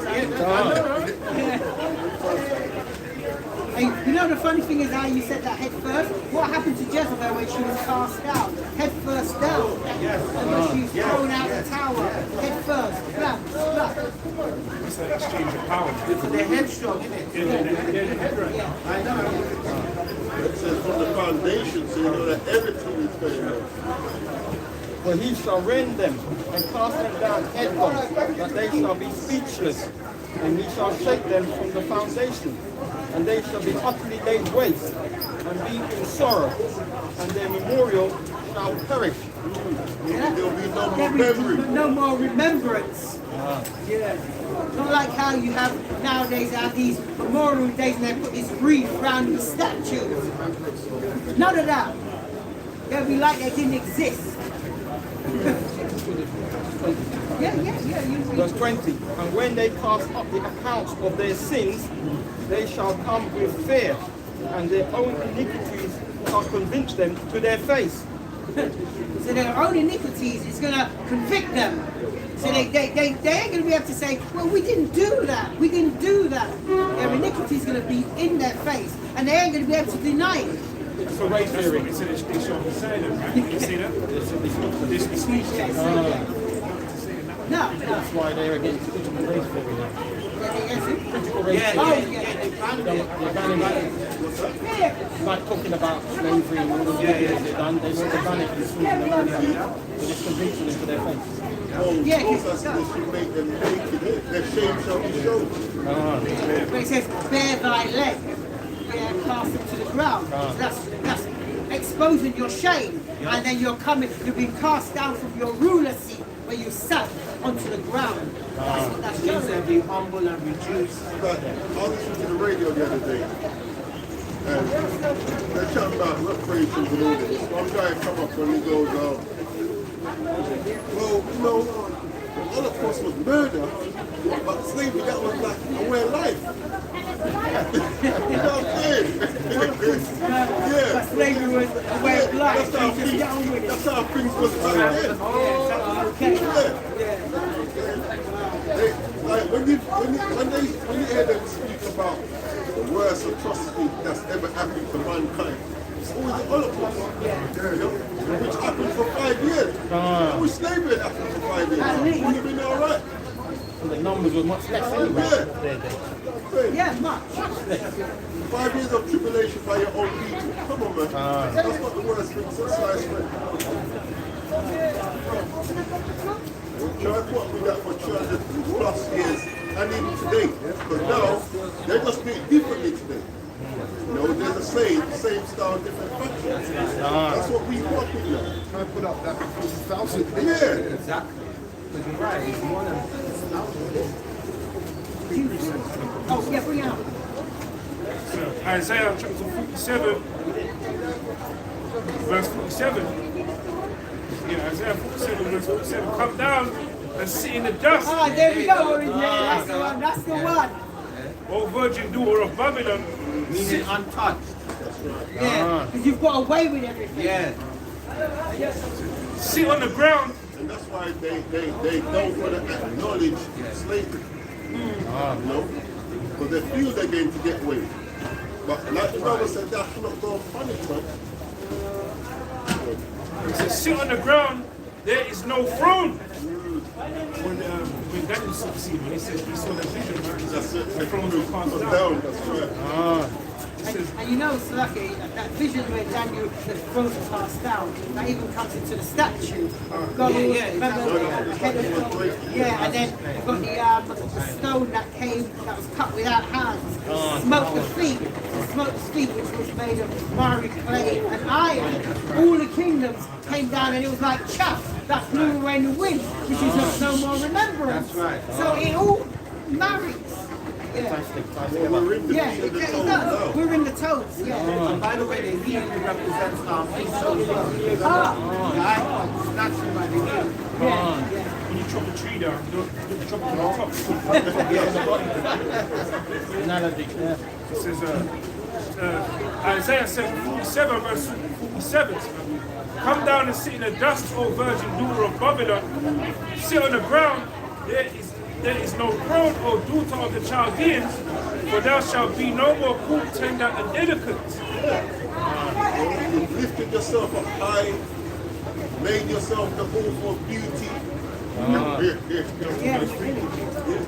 Verse 3 says, thy nakedness shall be uncovered. There you go. Where that leg, yes, that leg, show that thigh. Yeah. It's supposed to be shameful for a woman to be showing her thigh. Says, yea, thy shame shall be seen, and I will take vengeance, and I will not meet thee as a man. And it's there, and he will take vengeance. For 5, showing us That's why we don't need to lift up anything, man. All we need to do is get ourselves right with the Most High. That's all we need to do. Yeah? The Most High is going to take vengeance, and the beauty of it, he's going to use us anyway. Like, there's a certain number of men that he's going to use. It says, Ezekiel 25 and 14, I will lay my vengeance on Esau by the hand of my people Israel. Just repent, man. So you know what, and that's beautiful, because the same way Esau is that belt on the back of the bedroom door for us, it's gonna be tough. He's the belt and we're the axe. No, really, he's under the belt. We get a whoop. I'd rather get lit with a belt than Belt than an axe, exactly. But when we do them now for Yahweh Bashim Yahushai, they'll be utterly wasted. There's the difference. I saw a slaughter, So this is the book of Judith, chapter 9 and verse 2. O Lord, Yahweh, power of my father Simeon, to whom thou gavest a sword to take vengeance of the strangers, to loosen the girdle of a maid, to defile her, and discover the thigh to her shame. That's why a woman is slavery. But then, that's all part of parcel for disobedience. With Deuteronomy 28 and 30, it says the same thing. So, thou shalt be betrothed to a woman, but another man shall lie with her. When you get into that word for lie, one of the definitions is lavish, violate. Also, that precept demonstrates that exposing the thigh is shameful.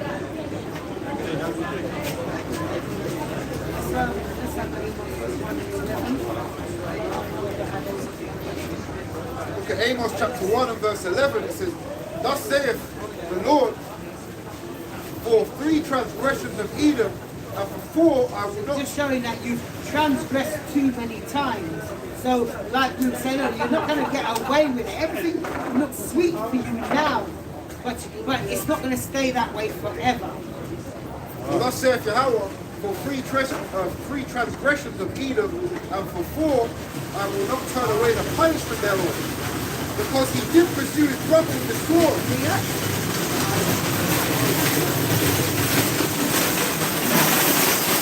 did pursue his brother with the sword, which is the same thing that Cain did to Abel, pursued his brother and murdered him in the field. For no apparent reason. Because that wasn't a killing, that was murder.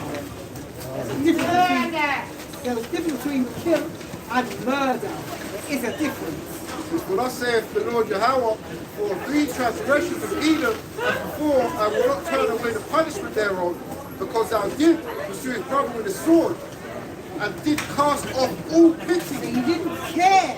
I mean, like, you had no pity. You didn't look upon him and think, you know what, let me not do that, it's my brother.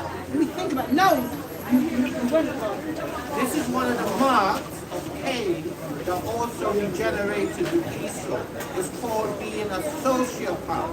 So a sociopath is somebody that cannot empathize, cannot pity another person. They do not have the capacity.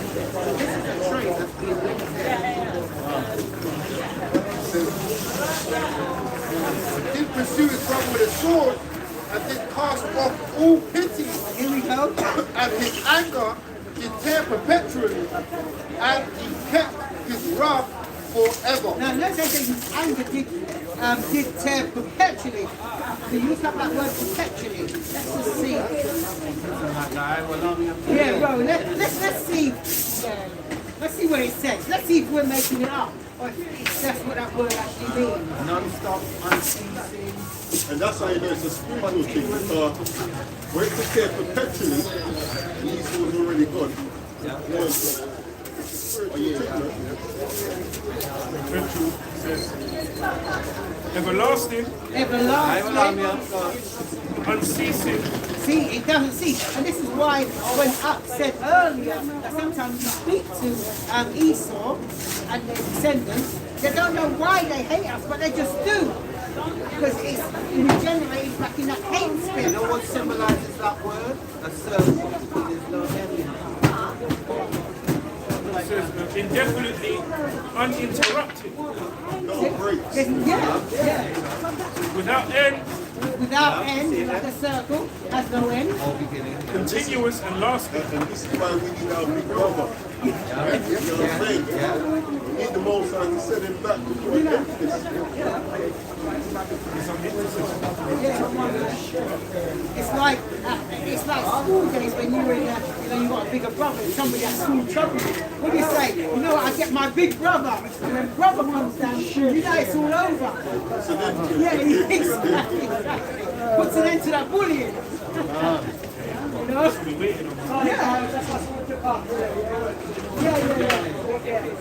thing about this is that the Heavenly Father will send Bless you guys. even, you know, after we go with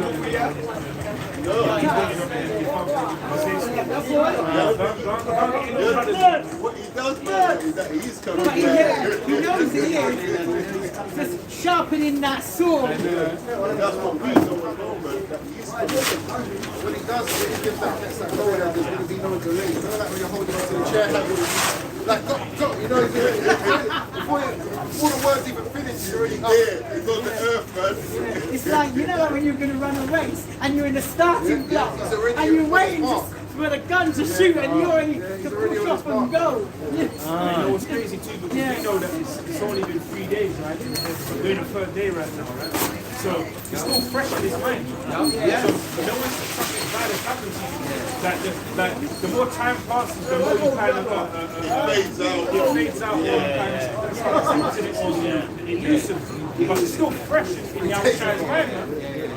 And he even says as well, those that pierce him will see him. And those were Esau with the Romans, those were Esau with descendants, you know? Which that same Cain spirit they have. You know? Let's have Ezekiel 35 and 5. Somebody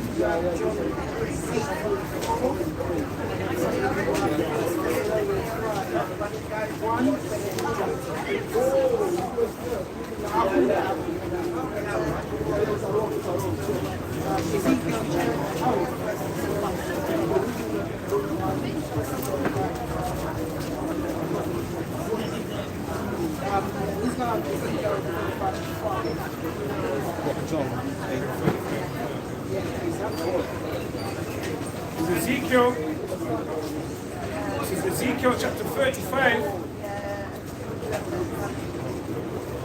Ezekiel chapter 35, verse 5. And it reads,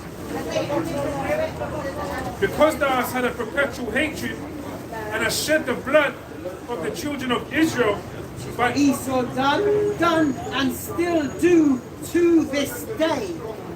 And they get away with it. by the force of the sword, in the time of their calamity, and in the time that their iniquity had an end. And what's the verse? Therefore, as I live. Oh, yeah. Jehovah. Verse 6. Therefore, as I live, saith Yahweh Hashem Yahushai, I will prepare thee unto blood. Hear that? So that's your judgment for that same Cain spirit you have against your brother. That's your judgment. I will prepare thee unto blood, and blood shall pursue thee.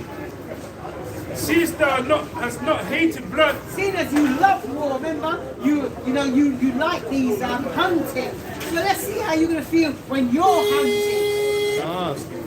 Yeah. Even blood shall pursue thee. Thus will I make Mount Seir most desolate, and cut off from it him that passeth up, and him that returneth. And I will fill his mountains with his slain men, and in thy hills and in thy valleys, and in thy rivers shall thou fall, and there are slain with the sword. Carry on. That makes the point.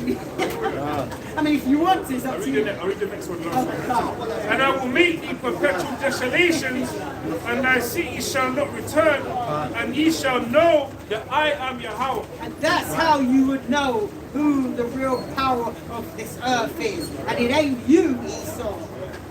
That's how you know who the real king is. And he sends his son back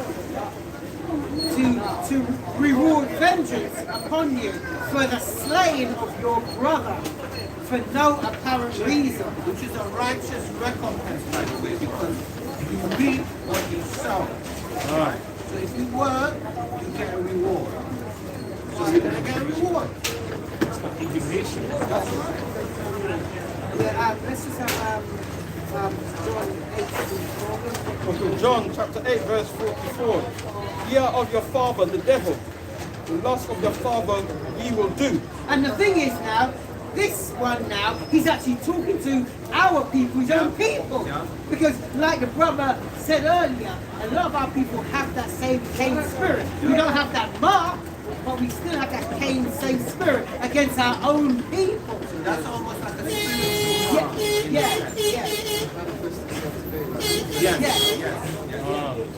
Esau's dead, daddy. Yes. You all right? John, Well, that's what. Wait, massive. You are your father. Yeah. What was he like? look at John chapter 8 verse 44. Ye are of your father the devil. And the lust of your father ye will do. He was a murderer from the beginning, and abode not in the truth, because there is no truth in him.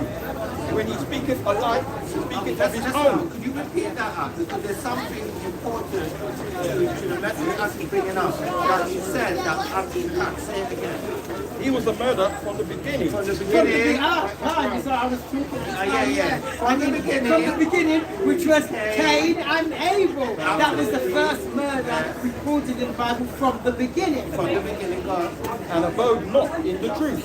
And he abode not by keeping the commandment, That's which right. we read the commandment, which is love thy brother as thyself. Thou shalt not hate thy brother in thine heart. And also by not giving up an acceptable offering to your And power. well, yeah.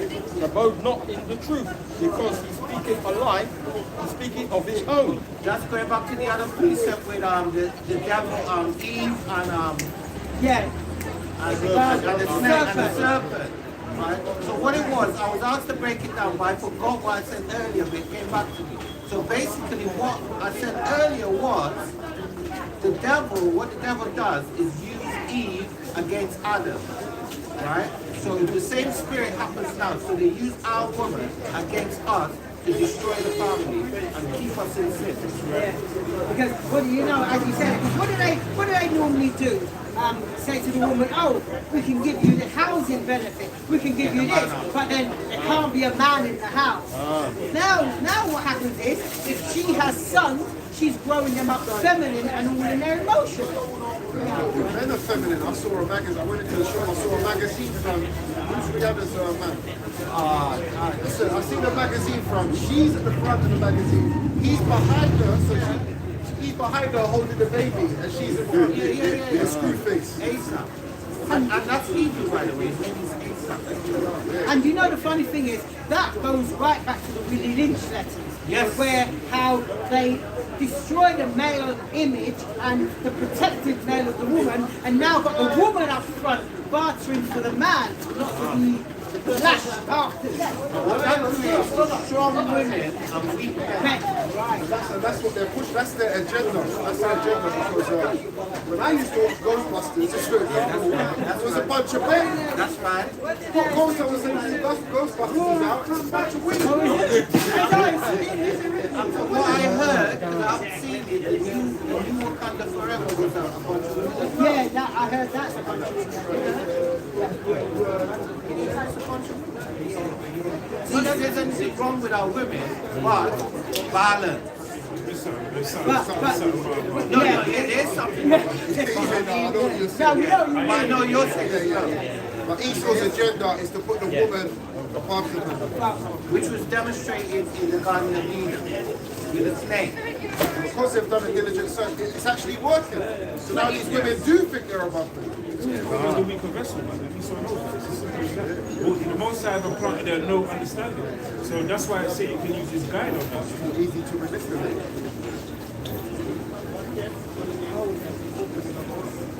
Yeah, so we shall pass them out. Yeah. Where's that scripture?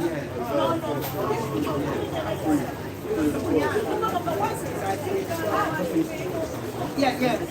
When he speaketh a lie, he's speaking of his own. For he is a liar and the father of it.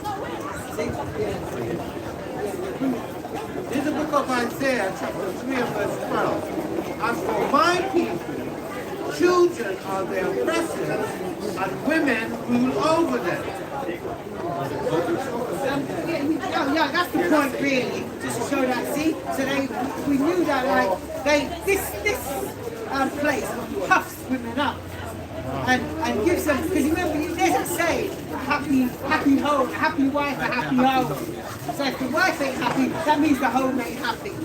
I mean, come on. Yes, always. Yeah. If you can just grab back John 8.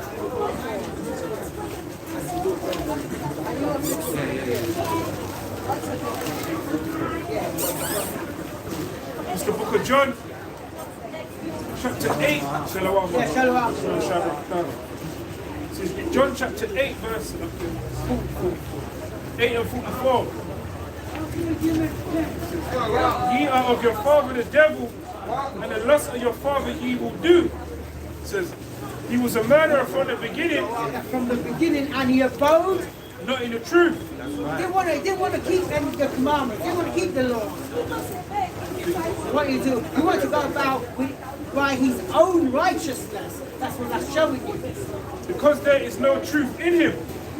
When he speaketh a lie, he speaketh of his own, for he is a liar and the father of it. So you see, that verse, he was actually talking to the Jews, his own people.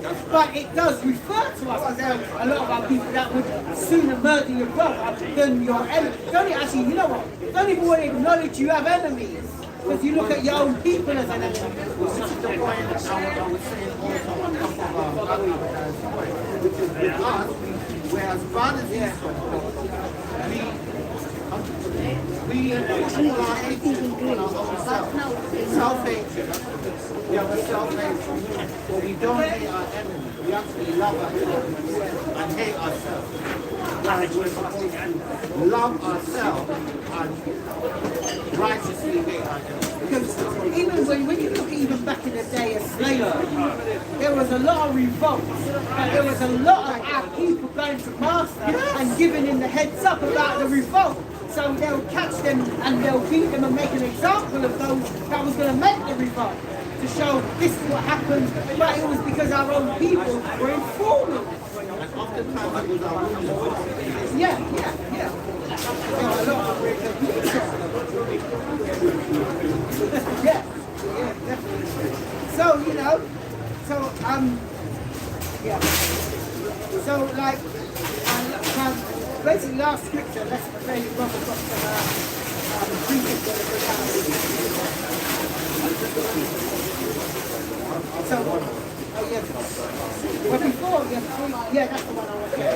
I was going to say, but to brothers and sisters that actually are keeping the commandments or doing their best, diligently and trying to keep them as best they can in this wicked place, which has got a lot of temptations. Let's not pretend.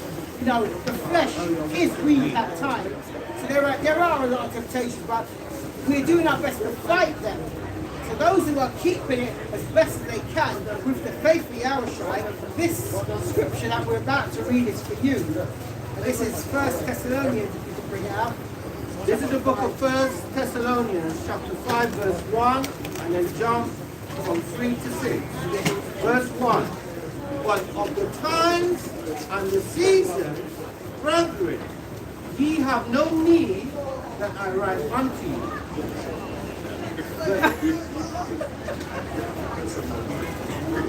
Wait, you said in your way. Oh, no.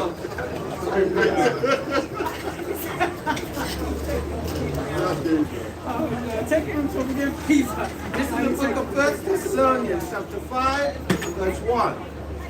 But of the time and the season, brethren, ye have no need that I write unto you. Really, if you're measuring the only time there's no need is if you're actually measuring the times. You know, and listening and learning, because brothers are trying to measure the time and trying to warn our people. So this is why there's no need, because it's being revealed to you, the times that we're in. We're in the last days. How do we know? Measure down the time diligently, man, with the prophecies. Yeah. So when it says about like the times, that's you know you can just read. All the way down. Yeah, right. Verse 2. For yourselves know perfectly that the day of the Lord Yahweh so cometh as a thief in the night. That's speaking to those that's in the truth. Not to those Yeah. That's who why don't. I say that. That's why I say that the ones that are keeping this verse is for you. The ones that are as best as you can, being diligent as best as you can. We know you're going to make errors and you're going to fall, but just don't stay forward. Which is why he said you don't want to be caught in strange apparel when he comes. Yeah. Right. Which you broke down at, 11. And this is why it's so important to have brothers around you. Yes. And that's why it's so important, because even some of the scriptures, some of the, like, I can paraphrase them, but then like you've got brothers that know exactly where they are, so we can read them verbatim. That's me. Yeah, so that's what I say. This is why, it's important to have brothers around you. I might be weak in this area. My brother here can, strengthen me to show me, come on up, man.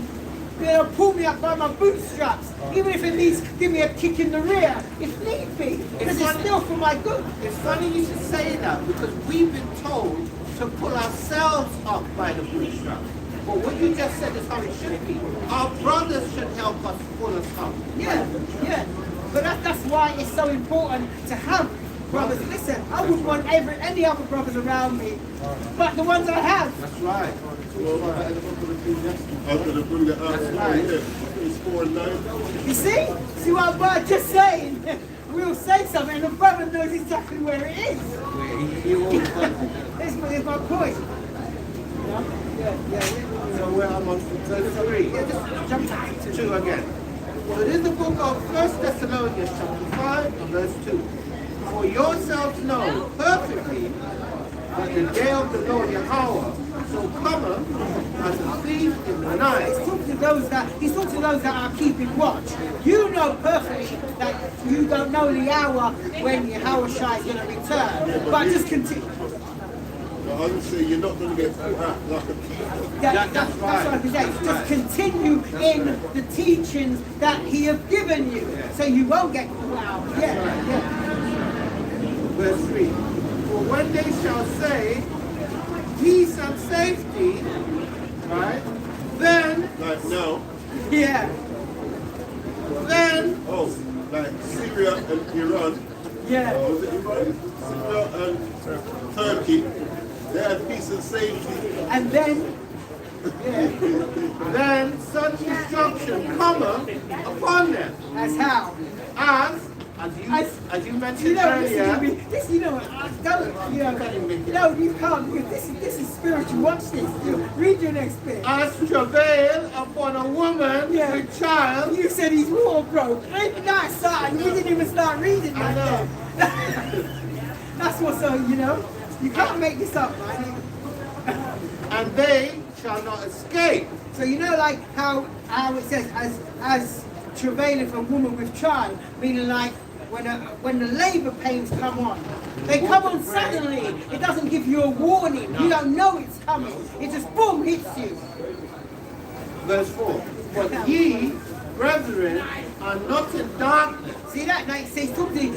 You, like my brothers here, we're not in darkness because we are doing our best and we're keeping watch. Yeah. So we understand these things. So we're not going to be. We're going to do our best not to be caught asleep. Yeah, because when you're in the light, you're in your house, Mashiach, and you're in the Word. So if you're meditating on the Word, that would mean that you're not in darkness.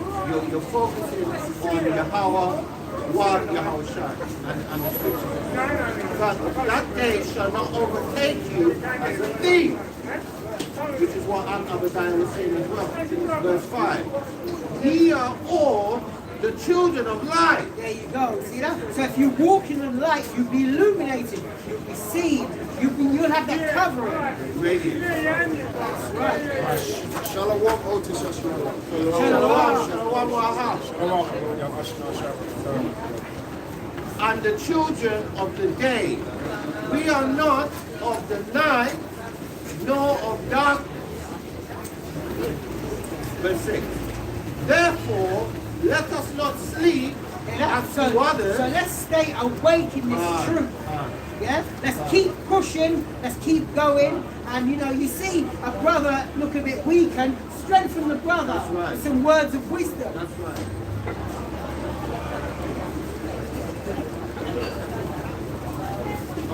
As to others, but let us watch and be sober. That's it. So we must keep watch and be sober. Don't be drunken with other doctrine or make the Most High take the spirit off us. And then we bugged out like some people that we see walking up and down today. It's the book of Revelation, chapter 2, verse 25. It says, but that which ye have already, hold fast till I come.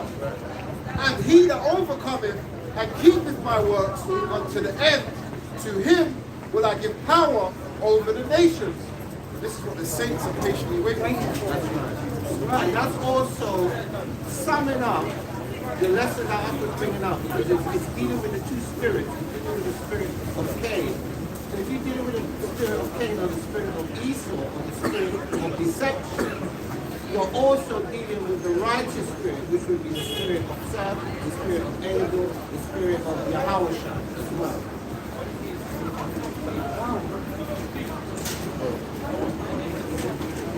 Oh, is it that time?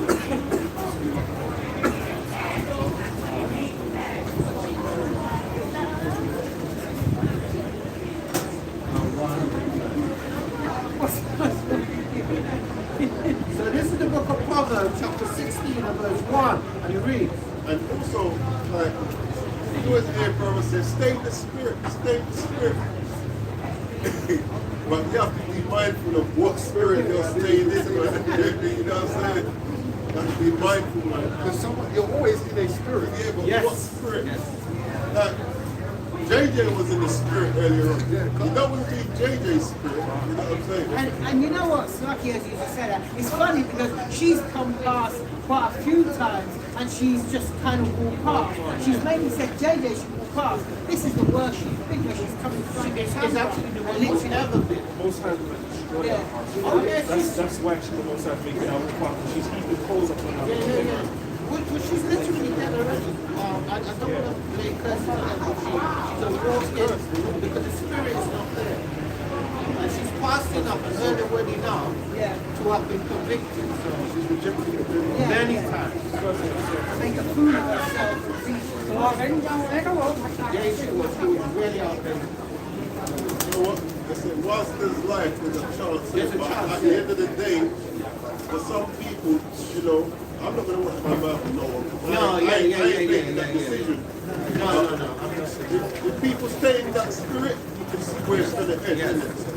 That's what it goes on. You can look at certain people and say, that spirit that you're in, if you don't come out of that spirit, you know what your judgment is going to be. The thing is as well, what people don't realize is that blaspheming the Holy Spirit ain't just such thing as where what we've been seeing recently, amongst Israel, people saying this.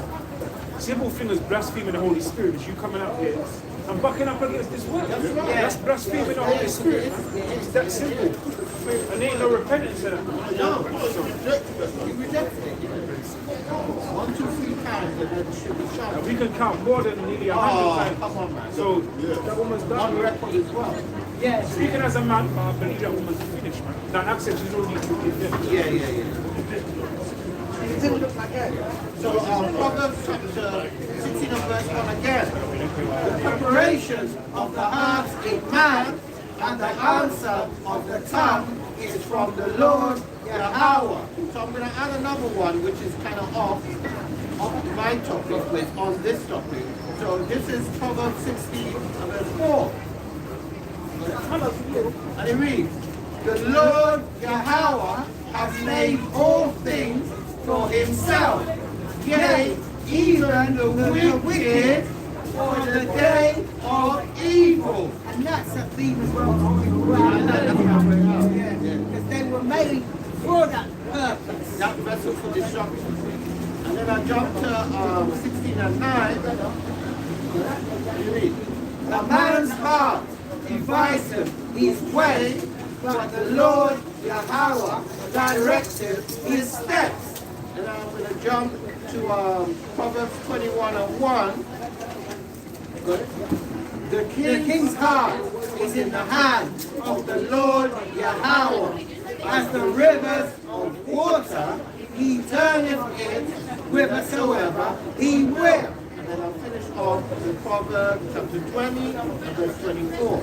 And we read, Man's goings are of the Lord Yahweh. How can a man then understand his own way?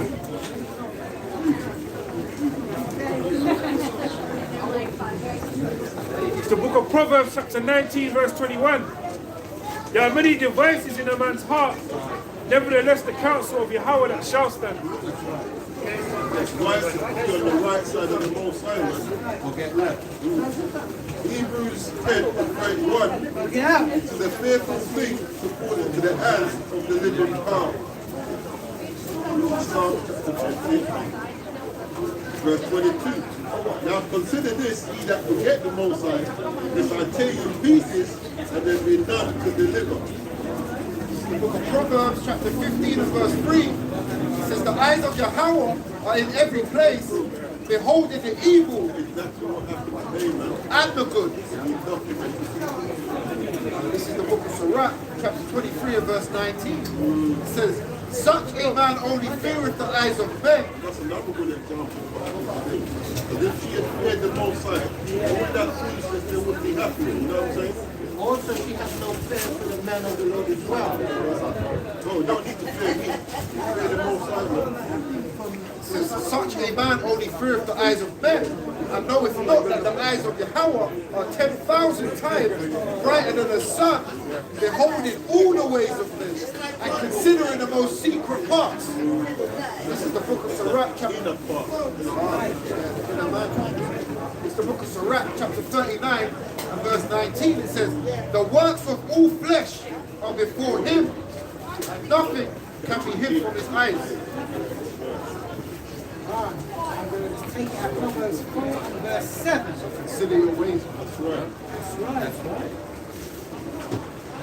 Proverbs 4 verse 7. Wisdom is the principal thing. Therefore get wisdom, and with all thy getting, get understanding. I'm going to jump to the Psalm 111 verse 10, and it reads, Psalm 111 verse 10, the fear of Yahweh is the beginning of wisdom, a good understanding of all they that do his commandments. His praise endureth. There it is. And as you know by now, I'm going to finish with the conclusion of the whole matter. And this is the conclusion of the whole matter. This is Ecclesiastes chapter 12 verse 13. This is the conclusion that we brought out today and prior and in future lessons. Hopefully not too much in the future. But you know, if we're here still, we'll continue to push that word. Happily. And this is Ecclesiastes chapter 12 verse 13. And it reads, let us hear the conclusion of the whole matter. Fear Yahweh and keep his commandments. For this is the whole duty of man. Verse 14. This is the whole duty of man. Every Israelite, man, woman, and child. They see, why the brothers around me? Because I even forgot that last bit. You know, this is it. So, you know, for the little things and for the greater things, this is it. This is why I need these brothers. I need them. I mean, I want them, but I need them as well as I want them. Yeah. Yeah. And it was Yahweh Shai put me around these brothers. You know? Exactly, he directs our steps. And this is Ecclesiastes 12 and verse 14. For Yahweh shall bring every work into judgment with every secret thing, whether it be good or whether it be evil. So as I say right now, as you know, you might be doing things behind closed doors and think nobody knows. And it's true. No one knows apart from you. Your brothers don't know. But guess who does know? Yahweh Bashim Yahweh Shai. And he will recompense you. Not maybe. He will recompense you. Whether it be good or whether it be evil. So be warned, Israel. So yeah, Lord willing, lesson was edifying, man. Until next time, Lord will, we're going to give all praises, honor and glory to you.